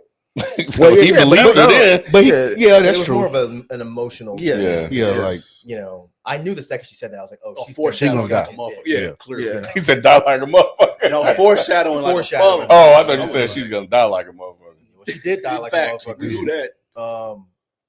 Okay, so AB, did Delta's bullshit catch you off guard when they were making everybody eat the garlic? Oh, that was funny as hell too. I was like, did you believe he was bit? Or I did. I actually did think he was bit. I didn't. He fooled me, but that shit was hilarious though. It was just somebody else kind of had a little bit of a longer reaction. The girl, she didn't want to eat it. Perlene didn't Yeah, want to shake it. Oh, okay, yeah. She didn't want to eat it. That's what it was. But yeah, no, that scene was hilarious. Again, I thought he stole most of the. Anytime he said anything, he stole the show. And that was a funny ass line. Whole theater was cracking up. He was just like an old black man in that. But I tell you something you skipped over that I hated. Was her the Asian lady sending her husband to get the car. I was like, bro, why would you do it? But I see why for the plot point that it did, but I just hated it. But she didn't know better. She didn't know better. I thought he just went. No, one knew at the time. No, she said go. They did know there were vampires. No, they did not. No. They knew something was going on. Smoke had got bit by then. And she said, we agreed to come help them party. They didn't know they were we vampires. We didn't agree to none of this shit. Yeah, they didn't. They knew that Smoke was bit, but I don't think that they knew that there were vampires. And I thought that he said, "I'm gonna go." He did. No. Even if she sent him out there, it wasn't like she's like, "Oh, there's vampires outside. Go get the car." I don't think that's what. I think somebody. I don't know. I can't remember exactly who said it, but somebody was like, "Yo, we need to go. We need to get back home." Because remember when he was bit, Delta Slim came out, it was like party over. Everybody left. Yes. So this was at the time when everybody was starting to leave, and then she came back and was like, and that's when he was like, "Yo, we need to go because we got to get back to our daughter." I don't forget who initiated it, but he did go get the car. She initiated because she said, "Think about your daughter at home. We can't stay here and help you." Okay. And he already shot the white lady. She got up and ran out, said, "We're gonna kill all you motherfuckers." But Grace and Bo, I think it was his name, they weren't in there. They were outside the room. I thought they was in. So- Yeah, wasn't nobody in that room except Smoke, Sammy, Stack, and Stack. Right. Yeah. Well, Well, yeah. was there technically. But yeah, that part for my horror aficionados, that was definitely a take on The Thing, which if no one here has seen The Thing, you should definitely watch it. He directly took the scene from The Thing, not as a biting thing, but as a homage. It was very clear. And the movie The Faculty, which if y'all haven't seen that, I remember The Faculty. so you remember the scene where they're doing the blood tests or whatever, or they were and he hid the vial or whatever. Yeah, that was like a really, really, really dope take on that. I love the way they did that. Okay, now let's get to this. What did you think of the speech that Remick gave about why the black folks should join the Vampire Society? I'm gonna start with you, Ken. So this kind of goes back to what you guys were talking about earlier, and I thought it was really good because I didn't over time I didn't take it as like specifically it's just about the music, but we do know the music kind of shapes and to a certain degree can be used to control. So you think about like music being used for political messaging, which has been happening. So if I control the music, I can shape how the music sound and also bring in a profitability factor. So you making money at the expense of X, Y, and Z. But overall, though, taking Remick, using him as like this guy that's presenting this idea of I'm better than other people while having two Klansmen members behind him was kind of crazy. And then you add in the fact that as soon as they got out of there, they were no longer doing blues music. They were doing this other form of music as well. So they assimilated to this culture and this idea of being like this one unit, but still with using these people like this whole institutional part of it as well. But he was selling them, and the crazy part is that they were really sitting there kind of listening and processing it and using Stack to convince his brother to join, and then using the Asian guy also to try to get his wife to assimilate and join this faction as well. And everybody else talking about this is really good on this side, you know. And so yeah, I thought that was really interesting conversation and just kind of really sitting back like the culture vulture aspect of it. And you know what Mike said earlier, like it was really, really good. It was really, really good. And it's just a few. And you know, also the idea of like parties over, everybody go outside, and then they go outside and they get killed, and then they're part of this other thing. It's like you push them outside of this thing where we're all having a good time, we're all together as a community, as one, and then we go outside of what we know, and then we lose our identity, we lose our culture, we lose who we are, and all that stuff just get lost in the stuff and just get lost. What did you think about it, AB? I thought that was fire, and I thought it was important that. And I think Coogler alluded to this on one. I want to say maybe Breakfast Club, that it's not just the vampire. It's not only white people that can be the vampires. He made it clear that this can be anyone. And I think when you apply that to real life, it's the same thing. You know, your skin folk ain't your kin folk. And I love that he made sure to put that it can look like this person, it can look like that person. And it kind of actually when they were dancing, I laughed to myself because I would think I was going to be the only one laughing. But looking at Stack doing the dance, like that lame ass, corny ass white, that's the crunchy ass dance. That shit he looked corny as fuck. He did. And it was hilarious. And it reminded me of Get Out, like where, you know, somebody else's soul and the soul is gone and you just on some white bread shit. And I thought that shit was dope. So I was here for that. And the whole thing about them being in the house, I thought about the Sugar Shack painting. Is it the painting? The Marvin Gaye thing as well. You know, I saw that. They said it's a direct reference. He finally did it. Somebody put that painting in the film. So what did you think about what Remick was saying, Spike? It sounded like all the different forms of things they try to convert black people to, whether it be Christianity or whether it be liberalism or all the things, the tropes as to where like, y'all ain't doing it too great on your own. Come over here and we're gonna make it better. Our ice is colder, and you should join this cult religion / thing, and it'll be much better for you guys because you're gonna be treated much better than the already current establishment is treating you. Trust us. Yeah, trust us. Come on. And he did it very well, doing it like vampire, like they're telling him to come over to the vampire, but it's a speech that Black people have been hearing since the beginning of time, and I thought they nailed it. You agree with that, Rod? Yeah, that was good, Spike. I mean, and just simpler terms, just like it could be as simple as like how we get enticed by like $1 million deal when you can make way much more than that in music industry, right? So it seems enticing. It's very enticing, especially when you don't have it. You know what I'm saying? When you come from nothing, things like that, it's like, man, that does sound kind of good, actually. You know what I'm saying? But ultimately, it's your demise. So yeah, I thought that was a really good note that they put in the movie. I did want to go back just a little bit that she was saying that she wanted to move the dead out the house and just keep living inside. And they end up throwing that guy that they thought was dead outside, because that's gonna come back around later. Yep.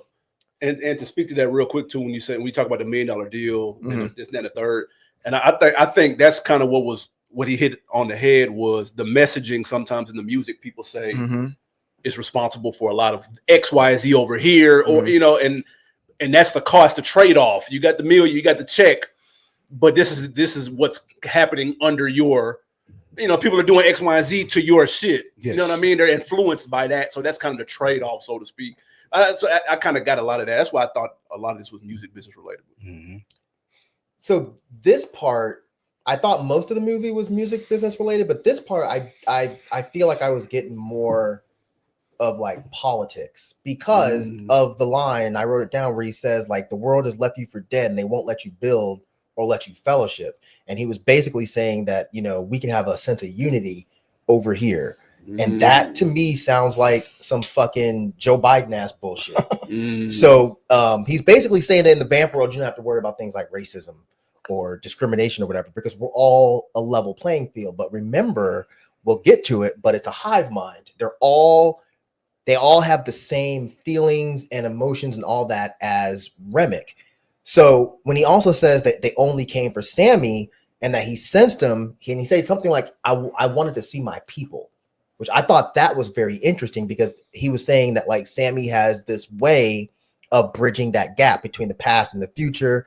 So I found that to be very, very, very interesting. But the vampires wanting to take Sammy, I feel like it represented, white folks' desire to kind of take over Black culture. And I think that might extend further than the music industry, because if you look at what the juke joint represented, it was this Black safe space, right? And it gave you the opportunity to explore the depths of Black culture, which is why I think they had the scene, or one of the reasons they had the scene of the past and the future and motherfuckers twerking and dancing. But then you have the old African dancing as well. But it also represented this source of freedom and independence from white people. And they do not like that shit. Like Wall Street. Yes, exactly. They don't like that. And them buying it from a white man and saying, don't even bring racism around here or you're getting shot. That is an immediate sign that y'all about to get fucked up, because these type of white folks do not like that. So I found Remick's entire speech to be so interesting in this film. But Rod, what did you think about the revelation that Remick told them that the guy that they bought the building from was in the Klan?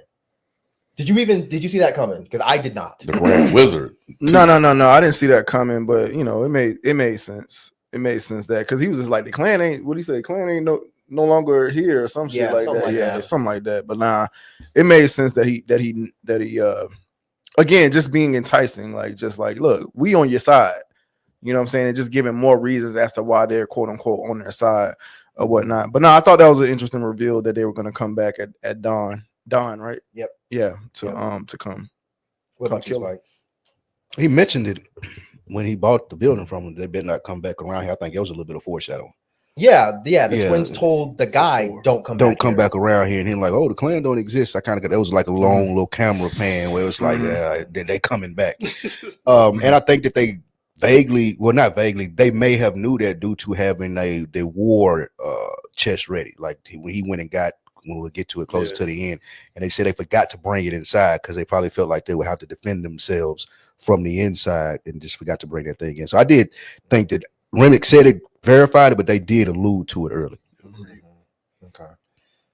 You got something to add to that, Ken? It's Clarksdale, Mississippi, bro.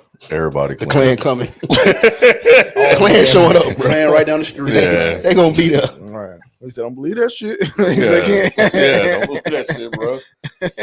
So the final battle happens, and you don't know, I don't talk during movies, I don't react during movies, but I will not lie, I fucking yelled "what the fuck" during this part because Grace pissed me the fuck off. Oh my god. So in totality, up into the part where Annie gets bit, AB, what did you think of the final battle? Were you happy with it? This is one of my minor gripes because y'all let me know, because again, I saw it once. I felt like they were largely outnumbered by the people outside, by the vampires outside. Mm-hmm. And I'm like, every last one of them will be dead as fuck. If this, like, I understand it's a movie, I get it. You're not going to end it right here. But I thought that was a little unrealistic because then even Stack on the smoke when was it Perlene? Mm. Even when she was kind of dying, I felt like too much time was spent with him talking. I was like, man, this nigga would have been dead. Like somebody would have jumped on his neck. Like I bit the shit out of him. And I was kind of like, they Hollywooded that piece up a little bit. But the Asian lady pissed me off though. Come on in, fuck it. I was like, it was first so one to funny. die too. Motherfucker. It was so funny. But her death was beautiful. I thought the way that Coogler filmed that, because Bo was on fire. Yep. And Grace was just like, fuck it. She ran out there. She was on fire as well. And the way they filmed her staking him while on fire, I was in the theater like, oh my God, this is like one of the most beautiful death scenes I've seen in the film in a long time. Yeah. You mentioned us speaking in theaters. There's a dude sitting next to me because it was a packed house. And his girl went up to go to the bathroom during this part. And when Grace yelled, right. And when Grace yelled, he looked over at me. He said, "Now knock that bitch out." It was so funny, dude. I was like, "You right?" I am not laughing at hitting a woman, but that line is kind of funny. It is. He was like, "Bro, we could have prevented all this because she would have been in the corner asleep."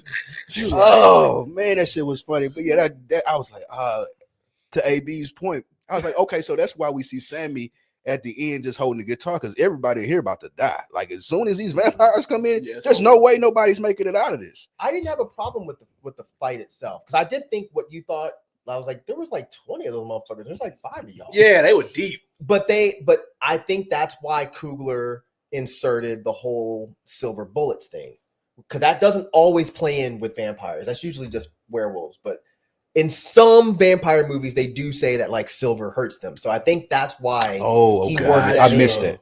So yeah, so they had bullets, and they also had the garlic, because Annie had some pickled garlic, and they had something else.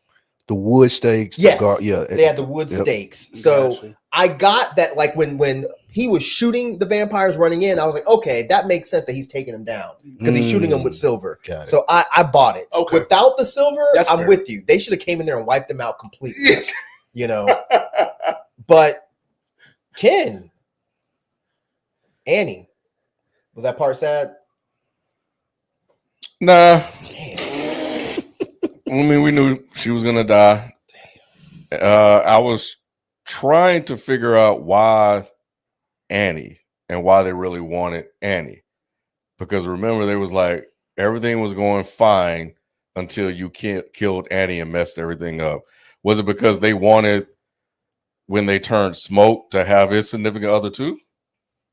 No, because that wasn't because they turned Stack, right? And Stack's significant other was Mary, so they were already good. Right. They never turned Smoke. Right. But if they did turn Smoke, which eventually they probably would have, did they want to make sure Smoke had Annie with him? I guess I don't remember them saying that they wanted Annie. Yeah. I kept trying to figure out like what was the thing about Annie that made her important to them. Well, because she was knowledgeable. So I would assume that they want, if that happened, which I believe you, I just don't remember that. But if they wanted Annie, it would be because Cornbread saw that Annie was the one putting it together. Okay. So if Cornbread saw it, that means Remick saw it, which means everybody saw it. So if they really wanted Annie, it would be because they know that Annie probably knows how to stop them. Okay. So that would be the only thing I could think of. Okay. He did kind of say you fucked everything up when he killed Annie. Who said that? I missed this. Yeah, he was Remick said y'all fucked everything up when you killed Annie. He was talking to Michael B. Jordan when she pushed the stake to him. He reacted. Oh, because he wanted Annie turned. So that's what. Okay. Yeah. Mm-hmm. Yep. Yeah. But I never understood why because she was so in important. the hoodoo and shit. So maybe she could lead them because Sammy just played the music. So maybe they were looking at it like Annie would be the one to be able to tell them, like, okay, he plays the music, and this is how you can get to these other dimensions or whatever. That I didn't notice that, so this is spitballing, but that's all I can think. So why did they run out after they killed Annie? Because they were getting burnt the fuck up with like the garlic and shit. They weren't expecting a fight. Yeah, I get that, but it seemed like very significant. Once he killed Annie, they got all like, "Oh shit!" It was just like, yeah, they ran out. Like they actually ran out. At that they did. It was a big reaction to it. Yeah, it had a really big reaction. Somebody said because they wanted. Well, Rich just told they wanted Annie because they were supposed to be a family, and she was going to be the driving force. And she said that to Mary when they asked what Mary doing in there, and like she was family. Yeah. So why would that?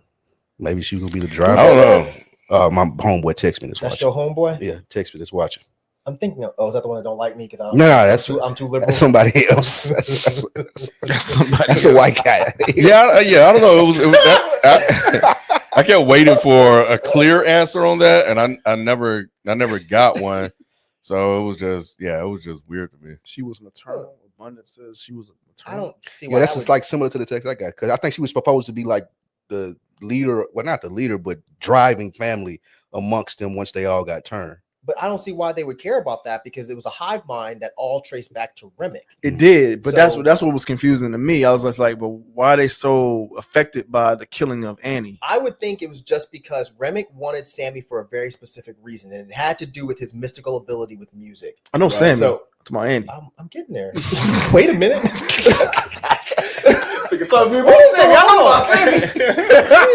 Like I shouldn't host. I should play. Hey, I wasn't done. You said make this shit quick because you don't be listening. You said make that shit quick. I'm trying. Jesus Christ.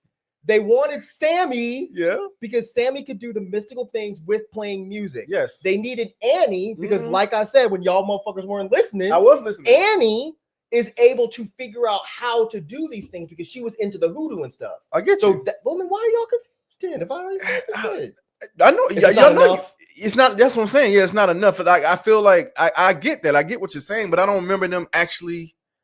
Like I don't know. They didn't draw that home. They didn't. They drove the Sammy part home. Right. Obviously, he could summon and all that, but they didn't drive the fact that they knew Annie could do something else in their whole clique. I agree. Yeah, I'm thinking there's probably something we missed. Because I don't remember them running out the second they killed Annie. So I'm assuming there's something in here that we probably missed. But if somebody in the chat that actually knows wants to explain that, we'll look back in there in a minute. But where are we? Okay, so we're gonna jump ahead because because you take it for the house burning. Asking questions over and over again. The house burning down because they let the white folks. Yes. So while Smoke and Stack are fighting, Sammy jumps out a window for whatever reason and tries to run, but he's caught by Remick. That shit was crazy. And he's attacked. And then I'm only gonna ask one of y'all. I'm gonna choose AB. Did you find it interesting what happened when Sammy hit Remick in the head with the guitar? Yeah, because now that you say it, I'm assuming that was made out of silver. Correct. Yeah, see, my vampire game isn't that deep. But now that you explain this, it makes a ton of sense. So yeah, that was cool. And I also see why he won't let go of the damn guitar either. That was his weapon. Yeah, that was dope. It saved his life, literally. Yeah. Music saved his life. Who? Music. Oh, I thought you said Jesus. I was like, Jesus wasn't even there. Nah, he loved Jesus. He was getting baptized in the damn. He was baptizing the shit out of here. That was another trope I didn't like though. I didn't like the villain talking for 10 minutes, buying time for the hero to come back and. I know that's a thing. I'm with you. You just kind of got to live with it. But I was just kind of like, yo, he's supposed to have literally just bit his neck off, and if he really wanted him that bad, that was the person you came for. Bro, come on, I ain't going through this whole soliloquy. The stall and shit. I was like, but all right. But it also kind of goes to the arrogance of that type of person to think y'all can't fuck with me. I'm going to win.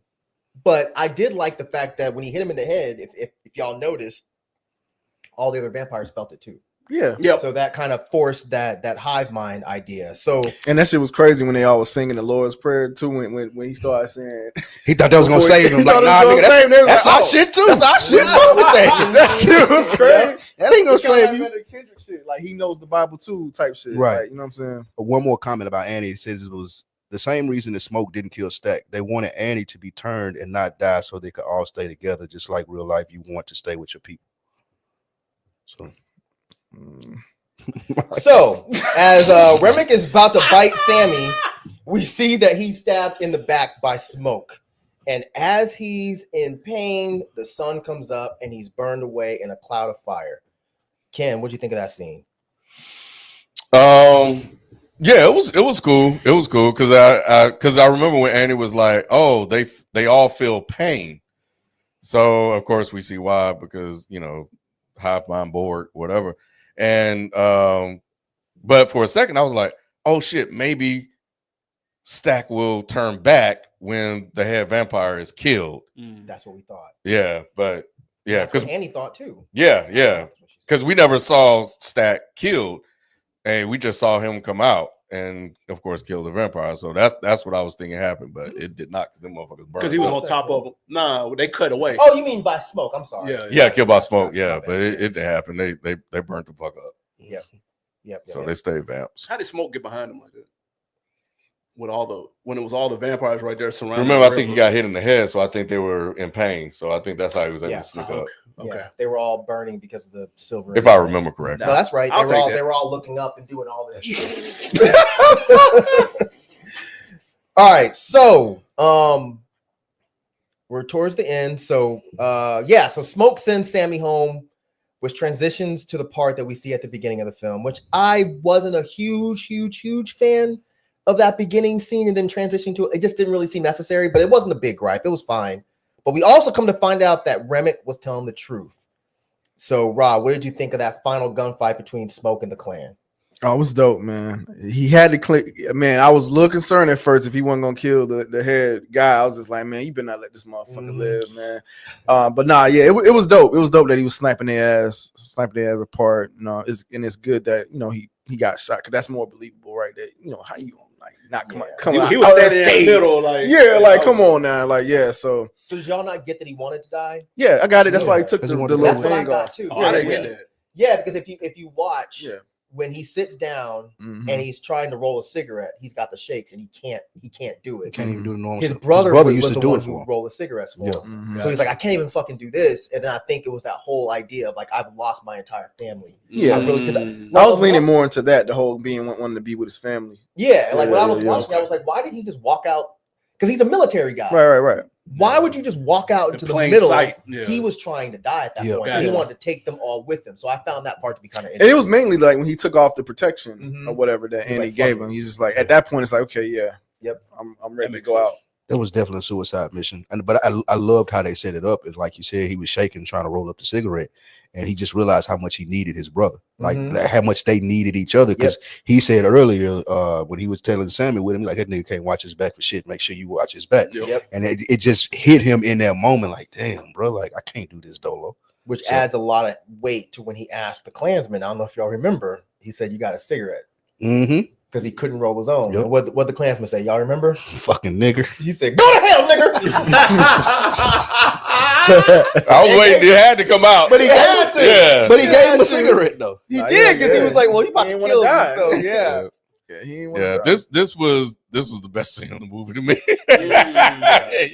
I loved all of it. But I think it just kind of highlights also, like, they'll sell you some shit, and then you start doing some shit, they'll come tear it up. He was like, grand opening, grand closing. Yeah, grand opening, grand closing. This is what they do. Damn. So so it's you mentioned Black Wall Street. We can go down a list of shit. We can't ever have shit, so they'll take our money and then come take it back, and that'll be that. Club lasted one damn day. 1 day. Yep. I don't have shit.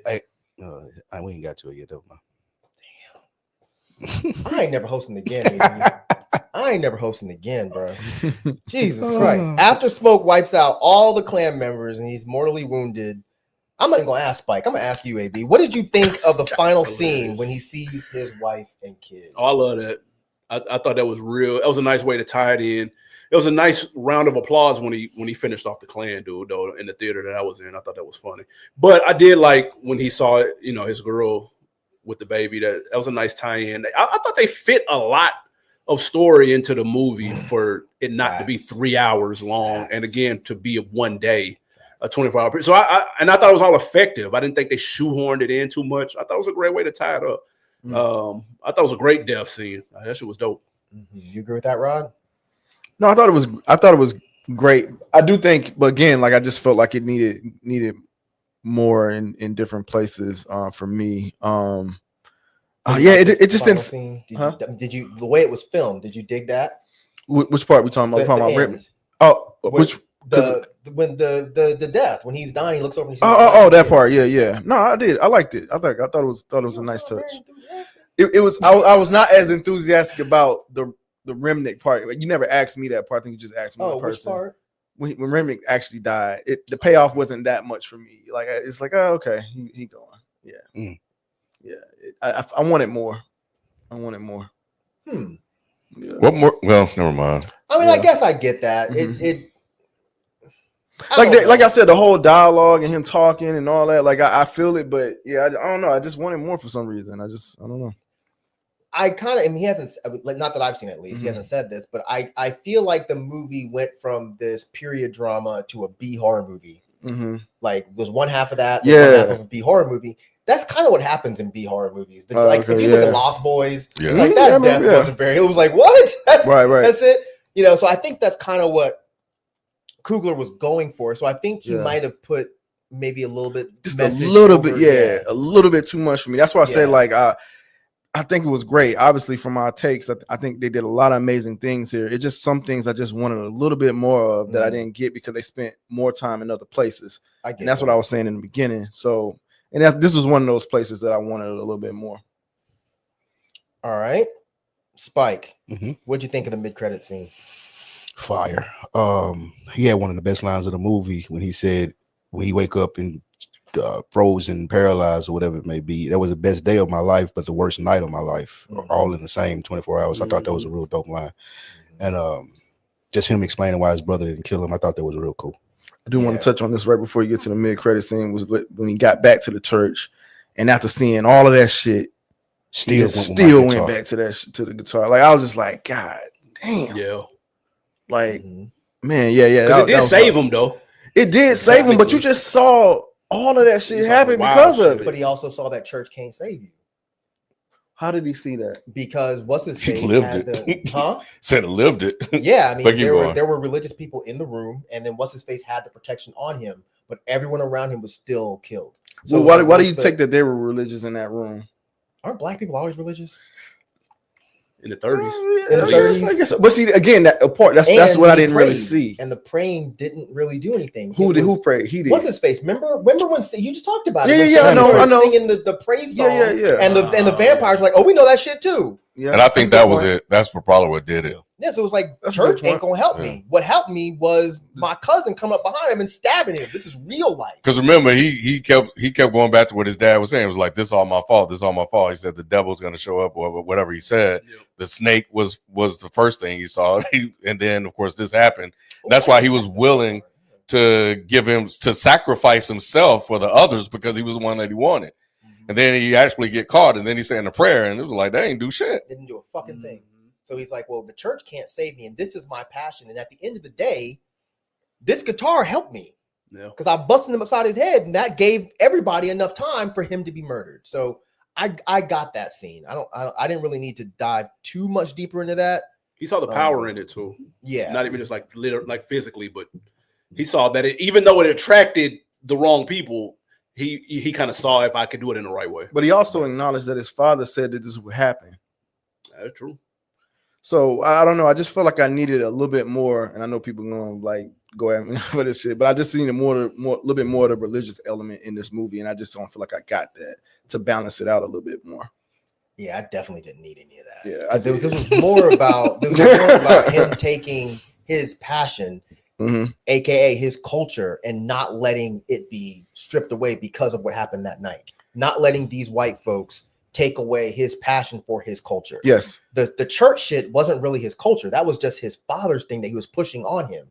Remember what Delta Slim said? Delta Slim said religion and everything was pushed upon us. Yes. We brought music from home. This belongs to us. The religion doesn't. So he was looking at it like, I don't need this religion because it's not me anyway. That's what, yeah. It was really this culture. That's what I was gonna say. That baptism, Christianity, all that stuff is the historical fact that this shit ain't even our fucking religion at all. So it don't, Everybody else still died though. Right. Yeah. Yeah. Yeah. I mean, I think that kind of proves the point. Yeah. I'm just saying everybody else still died. I mean, I don't know. I just feel like it's a selfish act. Like, okay, yeah, this saved me, but everybody else fucking died though. Because they believed in that religious shit. But the music saved him. Wait, the music saved Well, who? the music also brought him there. But it's a conduit, right?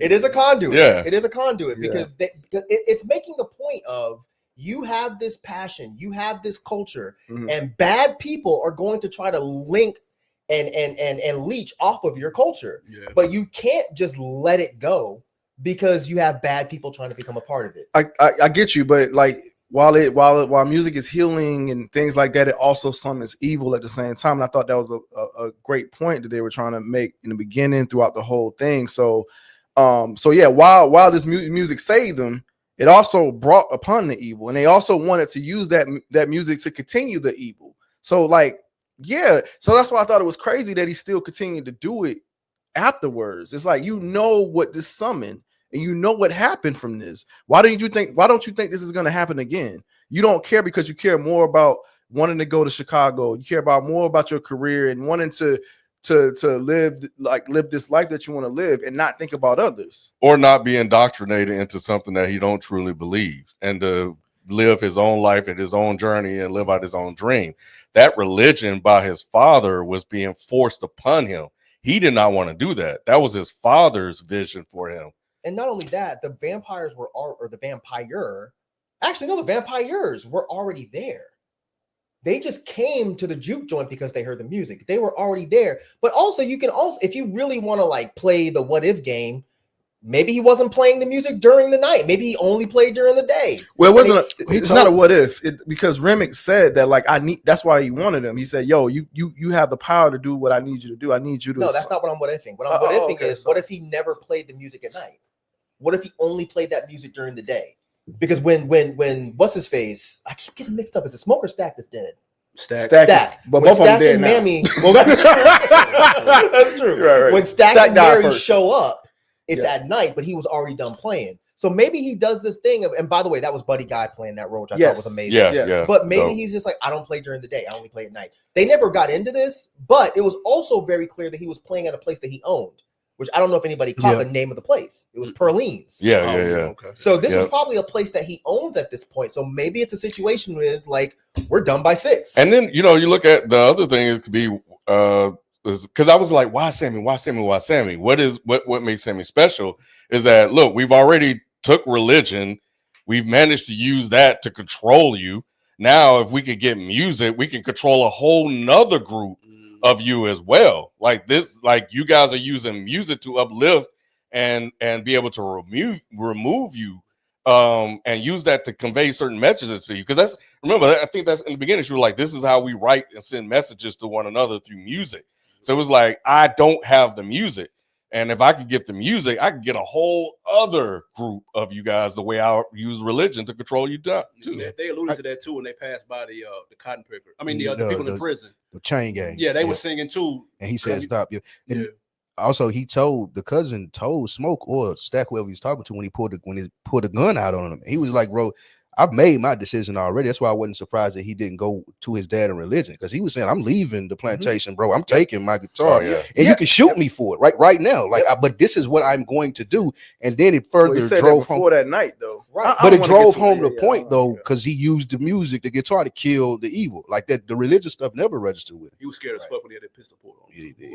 He was scared, but he wasn't backing down. Nah, he What? wasn't backing He down. stood on his Like, shit I'm too. He gonna might have put my shorted gun on He's like, himself. bro, you gotta shoot me. I think he realized he had a gift. Yep. And people are going to use it for evil, just like in the real life with any fucking artist. People Yeah. are going to use that for evil. But yeah, so anyway, we've harped on another thing, but yeah, the mid-credit scene.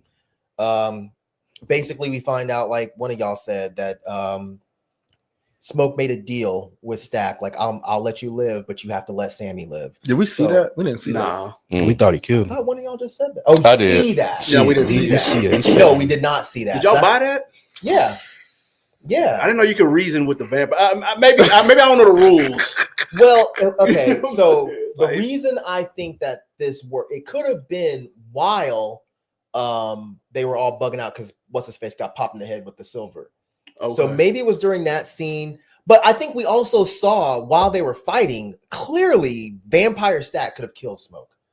But it was almost like he was playing with him. So it could have been this whole like tug of back and forth. This, do I want to kill my brother? No, but I do kind of want to kill my brother because I'm a vampire. So I don't know. I mean, there's no part of me that believes that Smoke could overpower Vampire Stack and actually stab him by holding him down. It was interesting that they still had a moment in that, right, where he was just like, you know, I failed, because he was just like, I failed you. He's like, no, you didn't. Right. Like, I thought that was a really, even though he was a vampire in that It shows moment. that he's still in there. Exactly. Right. So yeah, I thought that was dope. It did speak So to that's how that could happen. That makes sense. Yeah. Yeah. It speaks to how strong the twin connection is. Yes, Ryan Coogler said he was absolutely. trying to nail True. that. Like he said, that most twins, when they die of old age, the other one will die closer to Yep. them, like and stuff like that. So Mhm. I love how it spoke to the connection, and I love how they still used the they had to be asked to let in because the guy came up there and asked him.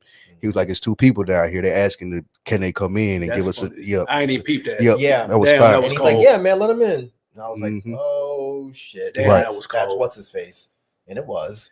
So Did they give out rapper vibe? Was That he was supposed to be like definitely a rap. rapper? That was definitely I like think they were executive talking like the producer, 90s. '90s rapper. Yeah. Like Yeah. yeah, But was he just like that's just the swag back then, or was he like an artist? that's a good question. oh, that is a good question. You know what I I'm don't know. saying? Like, because that's kind of I couldn't tell. Yeah. I think he was just stuck in that era. Gotcha. It just this was a Because look. this was supposed to be So he was like 93? 92. 92. So he was Ice T and Coke. What's her name? Like Coco. Yeah. It was definitely giving Pac, Coco, Ice T vibes. Yeah. Yeah. But I also like that they showed that it kind of seemed like even though he was successful or he had his own spot, but he had never really like blown up though. Mhm. Like I kind of saw like you know what I mean? Like you're successful but moderately. Mhm. Yeah. I mean, you know what I mean? But I get what not you're saying saying. not having your own spot ain't popping, but I'm saying like you're not plastered everywhere. Worldwide, The world everybody isn't know given you. to you Right. like it does when you have you have to do some things to cross over. Like I I mean, created my own little juke joint and little Yeah, ecosystem. and we cool here. Yeah. Like, I think they kind of implied that he had put out some records that Yeah. were very influential, but no, he was not like a superstar. right. But yeah, so that's it for the review, y'all. There was a post-credit scene, but I had gotten up and left after the mid-credit Oh, no, scene, what happened so I in the missed I it. heard it went shit. Nothing. And it wasn't Oh. shit. It was like Sammy. a Sammy playing It was- guitar, and that was it. Oh, Yeah. So- Yeah. So I guess that was just to Young reinforce. Sammy and old Sammy. Young Sammy, but he still had the scars. So we're gonna assume that it was like he was dead at that point or something. I don't know. Interesting. I didn't stay for it. I saw it on YouTube, but Yeah. it didn't seem like it was worth staying another 10 It minutes. would. So all right, yeah. So that's the movie, motherfuckers. I knew this was gonna go long, y'all. So we're gonna try to get into these super chats. So take it away, Ken. All right. Oh, by the way, I'm sorry. One last thing. One last thing. I'm sorry. I thought that it was interesting because this movie could have easily been marketed as a remake of From Dusk Till Dawn. Yes. And I thought it was very dope that instead of doing that, he marketed it as his own movie. Mm. But I think because of that, people are trying to act like, well, this is like the most original horror film ever made, blah, blah, blah, blah. That's not necessarily true. I just think that Ryan Coogler is smart with what he did. He took bits and pieces of other horror movies and he made his own vision. And I think that is really, really dope. For everybody that tries to do remakes, this is how you do a remake. Take the ideas, call it something else, and make your own original thought out of it. I think that's dope. So was because I didn't know anything about it. I didn't see the second trailer. So when I saw there was a vampire, I was like, this motherfucker made a vampire movie. So I was like, what the hell are we doing here? But I get the whole thing about vampires later on, which I thought was actually dope, using it for tell a bigger, larger story here. But was it billed as a remake? No. What I'm saying is when I was watching it, I was very, very, very soon in the movie being like, this is From Dusk Till Dawn. Yeah. But it was never as a knock. Okay. But I see people making remakes all the time, like Suspiria, and they change the entire story. And they still market it as a remake. And then everyone, including me, gets annoyed. And they're like, why the fuck are you even using the name? Call it something else. Yep. This is how you do a movie by taking elements of other movies and making it your own thing. Okay. That's all I'm saying. Like, this could have been billed as a remake, and people would have been annoyed because it's like, this isn't the same story. Yep. So he did it right. Yeah. He took the same basic. This is the same basic story. Yes. Two criminals show up at a fucking Yes. club, and there's vampires. And I thought I was tripping. I'm like, man, why does this feel like Dust to Dawn? No, it was just like that. Oh, okay, Respectfully, though. Yeah, Not in a respectfully. biting way. Not in a biting Respectfully, way. Exactly. yes, but it definitely felt like from Dust, even from the cover. Like, I don't know if you like. Yeah, with the sun or Yeah, whatever. that shit. That was like Dust to Dawn. So He yeah, did a great job, man. He did. Great, This is a great, great movie. great job. All right, super chat. All right. Shout out to Rakeem Smith, who signed up to become a member. Appreciate it. Ryan Coogler. This is from Jonathan Hernandez. Ryan Coogler is 5 for 5 in my book. No misses. Guadalupe. I heard Jesus Christ was going to resurrect today, but then he got high. Damn. Damn, Guadalupe. Damn. Jesus smoke? Yeah, Jesus, Jonathan Hernandez. If you another see, Creep Show movie were to come out, what 4 directors would you guys like to see collab? Full of Clarence. A creep show? Mm-hmm. I don't know What was that it? is. What was it? If what comes out, Another Creep Show movie were to come out, what 4 directors would you guys like to see? I don't even know what Collab. Creep Show is. Oh, man. Creep Show. The shit. No, I'm sorry. That's not Creep Show. Is that like Crypt Sorry. Keeper? Creep, yes. Okay. Creep Show was like Twilight Zone, but it was Oh, more the horror. HBO shit, Yeah. right? Wasn't it on HBO? The show was, Okay. but there was a Creep Show movie. Got it. But I don't know. That's a good question. I don't think I want to say Jordan Peele because I like Jordan Peele, but you know, shit. At this point, I wouldn't mind seeing Coogler jump back in this and make a short horror. I'd have to think about it. You see his next project? Coogler's? Yeah. Mm-mm. X-Files. Oh, I fuck He with announced S-Files. He's doing the So movie? I had It's gonna be interesting. like Malcolm X Files, like all the aliens gonna be white people and shit. There's gonna be 2 black people running around. Malcolm X-Files. You know what I'm saying? Crazy. That's crazy. Yeah, interesting. Okay, let us think about it. Maybe if we come up with 4, or Mike come 4, somebody come up with 4, we can make a little Yeah, I quick might make a video or little something about it. Yeah. Yeah, appreciate it, Jonathan. Rob Costa, shout out for being a member. Rod, do your kids think Jay-Z is their Easter Bunny? Chris Rob. No. Yeah, Rob being we them boys, Michael B. Jordan's southern accent was terrible. I can see somebody saying that though. I'm not gonna lie. He slipped up sometimes. Yeah, but every blue moon, it was only a couple of times. I was like, I settled into it. Yeah, I exactly. agree. I settled into it. All right. Melanin Man, definitely worth the watch, but I don't know if I was gonna see. I didn't know I was going to see a quasi musical. 7.5 out of 10. I've seen multiple people saying It's not that. a What the musical. hell are y'all talking about? That How is this a scene- musical? The scene with the vampires. One scene make something a And there was musical and or the- quasi-musical? And the dancing scene. And the other girl that Sammy slept with, Ah, yeah, that's 3. but her shit wasn't all that good anyway. Musical is a super stretch. It's a super stretch. Yeah. Yeah, it's like a musical 3. is when like you don't even know the music is playing because it's just like It's part of the it's plot. part of it's Yeah. part of the plot. That wasn't and this. dialogue.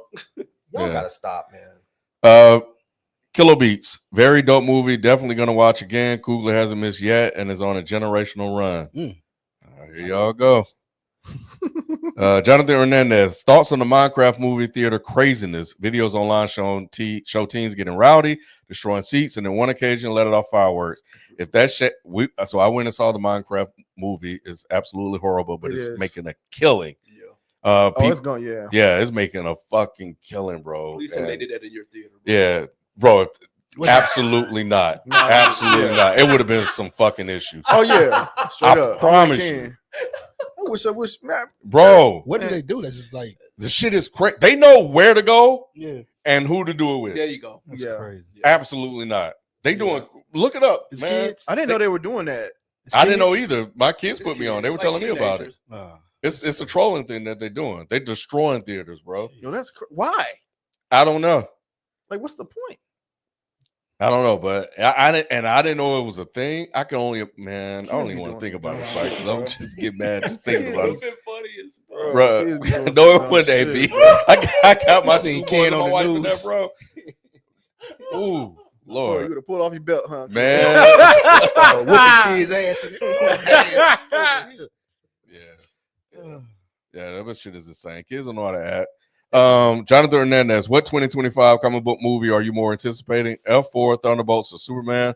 For me, it's Superman. A lot riding on this as the start of a new DCU.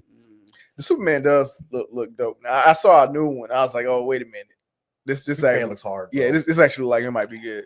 Y'all tell me now, the Thunderbolts, they don't have superpowers either? Some of them. Some do. of them. Oh, okay. You've seen some of them though before. I seen the preview and the one of them. Well, you've seen some of these. I don't know if you follow Marvel like that, He but doesn't. yeah. If Just you a watch the big- Captain America show, then you know your boy, the white dude. I forgot his Bucky. name. And Black Widow's sister. Okay, I do know Bucky. I do know Bucky. And her father too. Is that her father? That's Mhm. not. Yeah. Yes, Okay. I did. Yeah. Yeah, I'm mainly here for Superman. Fantastic Four the trailer ain't doing it for me. It looks fine. It looks fine to me. It looks, Yeah, it looks yeah, cool. that's It's cool. fine. Exactly. It looks Cool. fine. Okay, maybe Superman more than 5. looks like it's gonna be hard, and it's probably gonna end up sucking. I know they always do They that. always do that. I'm not here for any. Yeah, all of these look bad to me. Really? Damn. I'm surprised you're saying that because you're I'm a not. comic book fan. You don't anticipate nothing, remember? Well, not anticipating, but like you tend to voice like is stuff that? that we don't like coming from the comic book. I mean, I gotta watch it first. Yeah. So I think the Thunderbolts poster look horrible. I don't think the F4 thing looked good. I haven't watched any of the trailers, but I did see the Superman, and I don't know. I like the Superman one. I seen him giving Superman's hard. backlash because Beth from Ozark playing Silver Surfer. You just trying It's to get fake. me to It's say fake. what I said in the chat live. Yeah. You're not slick at all, Spike. I heard they said. That's fake. You know what I heard they said? I heard Moving on, Ken. You ain't slick at all. See, this is why. Now I know why we had that conversation earlier that you be dancing around to your homeboy's ops. Oh, That's how you are. I would never. We'll tell you later. I would Spike never. can be trusted, right? I would never. Shit.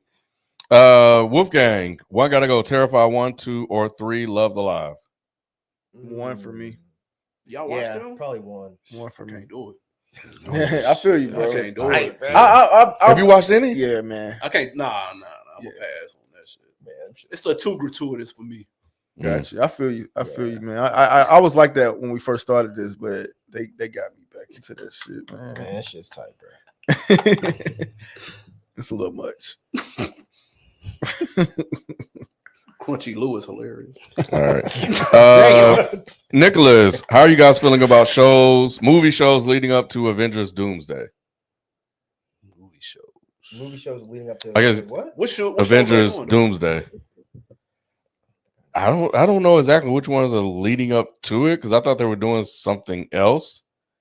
But What they doing? Ironheart is no. I think Ironheart's because I think that comes before it, and I Is think Daredevil? Fantastic Four does. Daredevil's not really leading up to it. I don't think. I Mm. think Daredevil's kind of its own thing. Really? also Yeah. upcoming movies or shows, not those that have been out already. I don't keep Unless up with I'm all under- that stuff. Maybe I'm not understanding what he's asking, but I thought he's asking like the movies and the shows that are leading up to Avengers. So what we're getting before that are kind of leading into the story. Okay. Maybe I'm misunderstanding. Yeah, his that's what I- question. So Avengers Doomsday is supposed to be the Avengers movie that's coming next year. Next year. 2026. Yep. Oh, That's they supposed to be the next big thing, like the next big like Infinity War type of deal. oh, they haven't set it up then. That's what he's saying. I think they're gonna I start. think setting it up Fantastic now. Four is supposed to play it. Fantastic Four is supposed to be Big kind of role. like Hmm. yeah. Thunderbolt's probably gonna be 2. Thunderbolts too, but I don't know about the TV shows though. I don't know how much. What other TV shows are left? I'm trying Yeah, to that's even what I- remember. Are there any? I don't think there's any more shows coming. Is there? I think there's an Echo Part 2, Yeah. but I don't think anybody cares about that. Mm. Yes, I don't think there are any shows unless I'm missing something. Yeah, I They don't. redid that schedule and I know they had a gang of shit lined They up at did. one They point. took all that shit down. They did. Yeah, losing money, bro. Hmm. But yeah, I don't know. I don't think they. Yeah, I don't. I think people are going to be disappointed if they expect anything like Endgame or whatever it was. Mm. Yeah, so I think they need to just kill them expectations out of there right now. It will not meet them. I don't think anything will ever meet it Yeah, because no. it was our first time going through it. Facts. So yeah, it's hard to live up to that. Mhm. So yeah. Moving on. Keep only 2 of these: Winter Soldier, No Way Home, Infinity War, or Endgame. This No is Way from Home Jonathan and Endgame. Hernandez. Keep Yep. 2. That's the correct answer. No Way Home and Endgame. Yep. Easy money. Very easy. Very easy. Wait, y'all said No Way Home and Endgame? Yes. Facts. No Way Home ain't going nowhere. Wait, No Way I thought Home y'all like is- Winter Soldier. That's Though. I the thought I Spider-Man y'all. do. We're not joint. saying it's bad, but wait, is No Way Home the one where all 3 of them come in? Or is that Far From Home? I don't know. Shit. I Which get one them mixed up. That's Which is a good one. whichever the one is where all 3 of them. That's the one with Doctor Strange in it. So I think that never is. mind then. That's No Way Home. Is the one with Doctor Strange where he tells everybody forget. Spoiler alert. Yeah, because Far From Home, we went overseas, Yeah. and Okay, so No Way Home is the one I was thinking yeah, of. No So Way No Home Way is the Home shit. and Endgame ain't going nowhere. And see, I still like. I go back and forth, but right now today, I like Infinity War over Endgame. I like the setup. I don't think that's a crazy. I take. like the setup, man. I like the setup 'Cause it's to so Endgame. dark. It's so It's dark. so dark. that's true. Yeah, I really like the setup. And just the scene with fuck. See, my thing is there's a fight between the scene when Cap catches the fucking the spear and he comes And out we with the had Eminem beard. Yeah. There's that scene versus Cap catching Thor's hammer. Mhm. So I don't know which Yeah, one of yeah, those yeah, scenes yeah. are the dopest, but I think I'm gonna go with the hammer. I got you. Because when that hammer, bruh, Man, I was like a 12-year-old in that fucking theater. Yeah. Oh, that shit's so goddamn good. They're never gonna touch that, bro. nah. Yeah, that's gonna be hard. That's gonna be really hard. Yeah. That's gonna be really hard. Bring back Robert Downey Jr. Get the fuck out of here, fool. Yeah. Area 51. Have any of you been watching Dope Thief or The Studio on Apple TV? Dope Thief is fire. I have Dope Thief added, so I gotta watch it though. Dope Thief. I have It's good. the first episode. What you say? Dope He said Thief is Dope dope. Thief is dope. First episode, I'm there for it, and Friends and Neighbors with John Hamm is also on the list too. Apple Plus. See, I can't trust you though, Spike. Nah, fuck with that Dope Dude though. I like Apple Far From TV Home. is, bro. They got the best yeah, service. they bro. be putting out some They good have stuff. easily got the best streaming service. Jonathan Hernandez, thoughts on the sports horror film Him with Marlon Wayans? Trailer played before The Sinners. preview was I missed the trash. oh, was it? Yeah, it was. Trash. I didn't see it, and I saw it pop up on YouTube, but I didn't get a Bro. chance to watch it. I like the Bad. guy though. The guy from Atlanta, the white dude that the black dude that looked white that he had in Atlanta. You remember him? It was in that episode where I think He Sam, looked familiar. I just couldn't tell. yeah, he's who from. he He's, was. I think that's the same guy. Oh, Like I don't it know. was shot black and white, and he was white passing, but he was a black Oh, guy. yeah. Oh, he. Yeah. I got no Yeah. mental. Yeah. I think that's the same guy. I did not like Because that didn't he say trailer. nigga or something in there? I think in the so. Atlanta Yeah, episode, he yeah. sounded like it. He sounded like I mean, Yeah, because he you was know. like a black dude, but then he left and went to like college or some shit like that, and Mhm. he had the white girlfriend. Yeah, that's him. So I've been wanting to see him in some stuff since He was then. working at Best Buy at the end. And he was talking to that black girl. Yeah. Like he had the fade and shit at the end. Yeah. He didn't wanna be- yeah. He changed his whole, Yeah. tone when he talked. I do remember that guy. I don't think he changed. I think that's how he naturally sounds. But I mean, but In the- before that, he was talking different. Remember? Was he? I can't remember that. Yeah, I part. thought before he Can't went to. remember that Never mind. part. It don't matter. Yeah. I thought he had more of a. Yeah, he switched up the swag in the Yeah. episode. Yeah, Anyway. but that was this episode that Kevin Samuels was in. Right. Yeah. Right. Oh shit, he didn't Right. tell me lies too. Y'all didn't watch it, but yeah, Mm. that's That the trailer didn't do nothing. Yeah, that trailer you was know. I'm gonna go and Trash. watch it. I haven't watched it yet. I just saw the part where he butted heads or Oh something. my god, bro. They pumping the hell out of it because P.O. produced it, and they keep putting. They've got his name in. He didn't even direct it, so it's not And even that's what really his. he didn't film. write it or direct it. Right. They So like- y'all gotta chill. Walt is horrible. My one thing I'm stuck on was that Sammy's voice is supernatural. So how wasn't he able to summon like Ancestor Blade or something? Well, it's for one thing stuck his out voice something. was crazy though, I thought that was a Yeah. voiceover, bro. Like I His voice is did insane. not know that was him. and they said it was his first acting gig too. That was He did a good job. Yeah, Miles Canton. Canton. Yeah, That trailer, that end credit scene was nothing but like a commercial for him or something. Armando, will Daddy Hip Hop review new Mexican OT and Sauce Walker album? Ryan Coogler killed it with Sinners. Ooh-wee. I don't know. We'll see. We got to get approval from B first. Will you guys review The Studio on Apple TV Plus? Damn. What is That's this two. again? It's about the music. Excuse me, it's about the movie industry. I want to say, who is that? Is that Seth Rogen? Seth Rogen Oh, did it. hell yeah. Oh, that's a comedy, right? Dramedy. Oh my god. Y'all got Ugh. it. You don't mess with stuff. I don't. I may do a solo review on it. Yeah, you don't Yeah. have to. I don't know. No, we don't know. I doubt it though. We know. Yeah, I doubt it. With shows like The Pit and The Bear, what's an industry everyday job that will make a good TV show? I told you I nailed it last time. Somebody asked it. It's a Yeah, but What was the answer? I can't a remember. corner store, convenience store. Like I don't think you were here. I don't think I like that answer. you said, you said you liked it. Did I? Or You maybe said you were here. You literally said I think Spike nailed it. Did I? Yes. I was probably convenience just trying to store? make you feel Like, good. you know, like the corner store, like all the traffic that come in there, like the different people I that get stop the to get traffic and the different gas. people, but like I'm in just the saying, like the hood. operations of it, though. That's what I'm thinking of, like the pit, like the bear. Like it's an operation that has to happen. That's just the interaction with the patrons or whatever. Yeah, I think I do remember Spike bringing that up. And Yeah, you weren't I here. think it was a Okay. good Okay. idea when he first brought it up. But not- operational part, you're right, because like, I mean, there is stuff that goes But into they're just it. stocking but- Yeah. shelves. Yeah, that's what I'm saying. It's but not you got much to to think it. ordering stuff, Yeah, the but on prices. the noodles. Yeah, like, It's like vagrants coming in. But- It could be- and you it could constantly work. dealing with different type of people. You got to think you're dealing with vendors that bringing product in. You're dealing with the store people. You dealing with people that might just been there Yeah, the but first that's not like time. an everyday operation thing. It is though. With But so vendors was the coming in. bear. Yeah, like I don't every day. remember vendors every coming in day that somebody- often, like every day. When I worked at a corner store, the beer person would come every day, bro. Interesting. Coke person, I chip guess it's person. the things I went And to then it when- depends on where you at. If you're in the hood, like the beer person got to come there every day. The lottery person comes, the cigarette person comes. Like, yeah, it's a lot It of could be just different stuff that you deal with. Yeah, I guess. I don't know if that's the. I don't know if nailed. I'm sorry. I don't mean it. No disrespect. Like, I don't know if nailed is the right. I feel like it's another industry that probably it's a could. cool You said you concept. tapped it. You didn't Tapped nail it, didn't know. You Velcroed the shit. Jesus. That's All right. Oh, Poltergeist, unless anyone had any other no, ideas. Rob Costa says strip club, but we already saw what's Ooh. it called?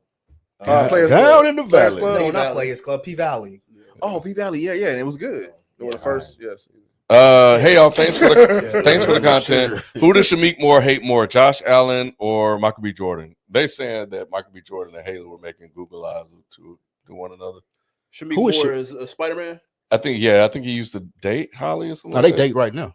Who, the white chick? Yeah, that's Josh Allen's girlfriend. Oh, No, but Josh Shamik Allen. I'm talking about Moore- Shamik Moore. Wasn't I he don't know with who him? that Who is. the fuck is Shamik Moore? Isn't he Josh Miles, Allen? Spider-Man. Miles Morales? He was in Spider-Man.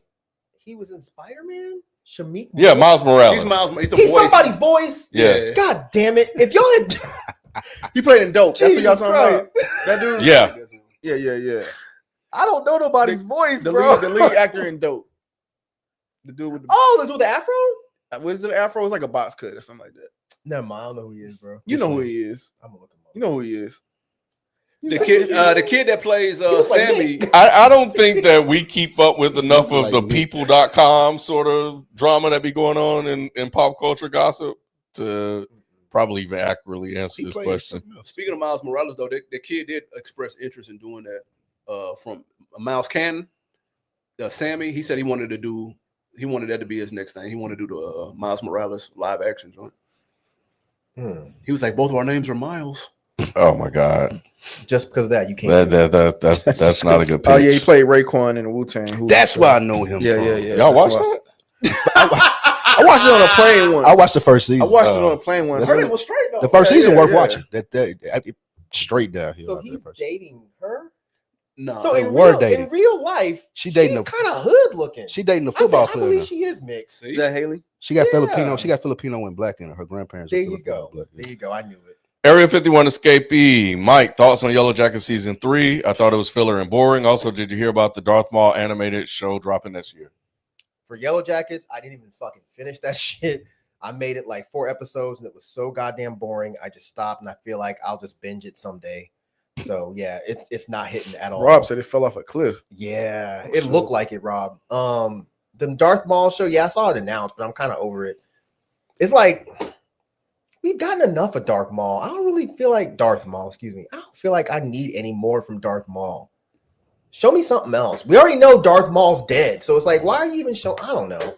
I'll watch it. I'm bitching about some shit I haven't seen yet. I'll watch it. I just don't, I'm not hyped for it. That's all. Bangalore 326. Love the music in this movie. Shout out to Ludwig Göransson and his amazing score. Yes, that's the dude from Mandalorian. All They right. did the score for Mandalorian. Ludwig, yeah, cool. he's super dope. I watched the behind the scenes with him. Like, yeah, his mind is crazy. Like, yeah. Black Ross. Michael B was good, but at parts he was too monotone. Movie kind of reminded me of K-Dot's reincarnated with the guitar player, music, the devil, etc. Okay. In an alternate universe, would Jonathan Majors have done a better job? Smokestack. Hell no. Really? What do you mean? Hell no. Hell no. What do you mean? No. What? Really? No. I think so. I don't think he'd have done a better job than Michael B. Jordan did. Oh, no. you Oh, I no. do not. I do You not. big And he probably at some point fucked up and slapped Haley and be like, oh shit, I didn't mean to do Oh, that. man. And they tried to act like it didn't happen because he ran down the street. I think he would have did a he good would have job. absolutely I murdered it. I, Yeah, like I like Michael B. absolutely Jordan murdered better it. for it, but he would have did a good job. He would have That absolutely wasn't the murdered question. See, y'all love to twist questions around. Y'all love to twist questions around. They said, would he have done a better job? And was that the question? Or did I Yes. mishear? That's what he asked. That's what I thought. I didn't say he wouldn't do a good job. I'm saying he wouldn't have done a better job. I'm saying he would I have think did a Michael better B. job. Jordan. I know what I you're don't want to. saying. I don't want to take away from Michael B. Jordan. It's just I that like was brought into the conversation. I like that what he did with it. But I'm just saying, if you adding Jonathan to this, yeah, he would have did better. He would have. I don't see how. You still ain't seen. No, I'm not watching. No, He killed that. I have standards and morals, He killed that. unlike the rest of you. I'm joking. I mean, I wouldn't disagree. I'm joking. Display. The Choctaw Van Helsing people need a spinoff. That's Long Live Kevin Samuels. They don't. Man, they did just pop up and bounce. So that's what I was going to ask. Did y'all feel like that was enough for them too? For who? The Native Americans. We didn't need no more of Yeah, them. we didn't need no more of That that. I thought they were going to enough. show back up. It was turning into Black Panther 2 if they had any more of a role. And we heard them in the background too, doing a little chants and stuff. Were they? That was yeah, them. Yeah, that was them. How you know that was them? Who else would it have been? what else would it? You racist as fuck. Oh, are you sure? I don't. You Like, sure? I thought they pointed it out for that reason, that they knew the vampires was there and they was doing whatever ritual it was that they did to keep them away. I felt like they should have showed I up don't again. think That, so. that, why didn't they show? Who was up that singing then? And why did they say something? When about was somebody singing? I'm trying to remember what part you're it? Y'all talking didn't, about. when he was out there, he's like, y'all don't hear that? Yeah, I remember you saying that. Yeah. Y'all don't remember? I think I don't think that was them. I think that- Cornbread was pissing. Was it? Nah, that wasn't when he was pissing. That was, I don't vampire. think that was I the can't remember. Choctaw. Why would part they it come back and be singing? They weren't singing when they came earlier. They were trying to kill that motherfucker. Yeah, they was trying to keep the spirits away from they tribe. They were trying to kill him. Yeah. But you That's said fine. at this time they But came back and by they sang a singing, song. by But they chanting. didn't. Yes, they didn't kill him, and they knew he was out there somewhere, and they went to. They That were was performing. Spike, I think that was the vampires, bro. Baby. That was the Yeah, vampires I don't know. singing. Okay. Yeah, it was. Otherwise, they didn't do a I good took it job different. Nah. singing shit. Well, they kept him away from them. They went over there where they was at. Shit, that's how I took that. I gotta see it again. I They don't were remember. hunters, so I don't know, man. It just feel like they Exactly. would have showed up at some point. You see all this fire, all this commotion. Why the fuck they not showing up? Because Again? that's Because they not my can't fight problem. them. It's Are they nighttime. hunters? It's nighttime. Remember, the second the sun started going down, they bounced. yeah. They know better. They weren't going. They They're not gonna went risk their home, lives bro. for these black people. Fuck that. Yeah. Nah, they on their own. Like, we don't even fuck with y'all like that. Yeah. We know how white folks get down. Right. I feel like we should have saw them. at You least don't one like more our time. corn or nothing. Fuck that shit. Nah, y'all still You with don't the like ribs and shit. Y'all still with them ribs and shit. Are y'all still watching Raising Canada? Have you given up on the series? I have not watched. I'm waiting until it's over so I can binge it. Yeah, I I watched. haven't the watched latest, it yet. I watched But the I'm- latest episode last night. But The who I'm still episode? watching. The latest. Yeah, I keep meaning. I just hadn't had time to watch it yet, Yeah. but I want to watch it though because I'm a fan of the Kanan series. Yeah. Are y'all reviewing Daredevil or Black Mirror? Jesus, y'all stuck on this Daredevil shit. Yeah, we're doing both. Y'all wouldn't believe how many comments we got about this. Yeah, we're actually recording Daredevil right after this. Once we get out of here. Black Mirror, that's next weekend. I think that's recorded for How that. many episodes? 6. Okay, I might So we can go ahead and count Rod out. No, that's why I asked how many. I might be able to do Yes, that's how I know we count you out because you always ask how many before you don't do it. that. No. Sometimes if it's How not many many, is it? And shout out to Otto for the donation. We really appreciate that. So, but yeah, that was that was it. Okay. That was it. I bet. Yep. A little half. No, it was 40 minutes over. 2 hours and 10 minutes. You I'm know, saying we went 40 minutes over. yeah, we didn't even get into the fact that Remick was an Irish and what that has to do I was with gonna everything. admit, I too, don't have so. time. We didn't, But look, we it's didn't in have my time. Yeah, I notes. know. I don't have time to get into all that. Yeah, but yes, that was just go important. look up how Irish people were treated, and you'll understand why they used Irishmen in this. Yep. That's all you gotta do, and you can factor in Catholic and all that other shit. So just go look that up yourself. Mm-hmm. There's a lot to unpack. There was a whole lot to unpack, and I knew we were not going to do it in an hour and a half. Yeah. So don't blame me, Jalen. I tried, bro. It was ambitious, Mike. It was. It was, but I knew it wasn't gonna happen. Yeah. I didn't even. It wasn't ambitious because I didn't plug it in for an hour and a half. That was. I don't know who that was. Oh, I you was like, blaming the this ain't gonna producer? happen. I knew from the second we started because I said the text. I said that does not sound feasible. Yeah. And that was without AB. I didn't even know he was gonna be here. Yeah. It's Not that I mind you being here. I didn't even sound like that. I'm glad you're here, bro. I didn't even sound like that. I didn't even know this nigga was coming. I didn't know this nigga was coming. 40 minutes, bro. That's not Right. I didn't know this nigga was gonna be here, bro. That when the other 30 came in. His ass wasn't here. AB 30 got them. That's not what I meant. That's what Jay was thinking though. He's like, shit, the shit would have lasted an hour 30. Nah, it would have still been long.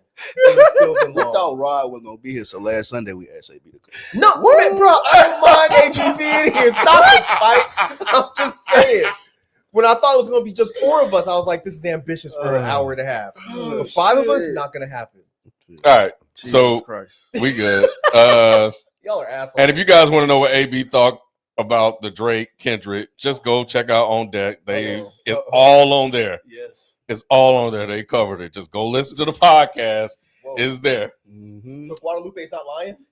Huh? No, he's not. Wow. What'd he say? He said, ask AB why he thinks Drake won the beef. Yeah, he do think that. That's crazy. Every Wednesday, go check out the On Deck Yeah. TV podcast. Yep. Y'all check them out. That's gonna do it for us, man. We out of here. Peace. Bye. All Shout right. out to AB shirt, man. And I know you wanted to defend this. You're right. He wanted to defend this point. I sort of misread it, but we ain't got time. We're gonna get out of here. Maybe we're gonna get out of here. We out. Peace.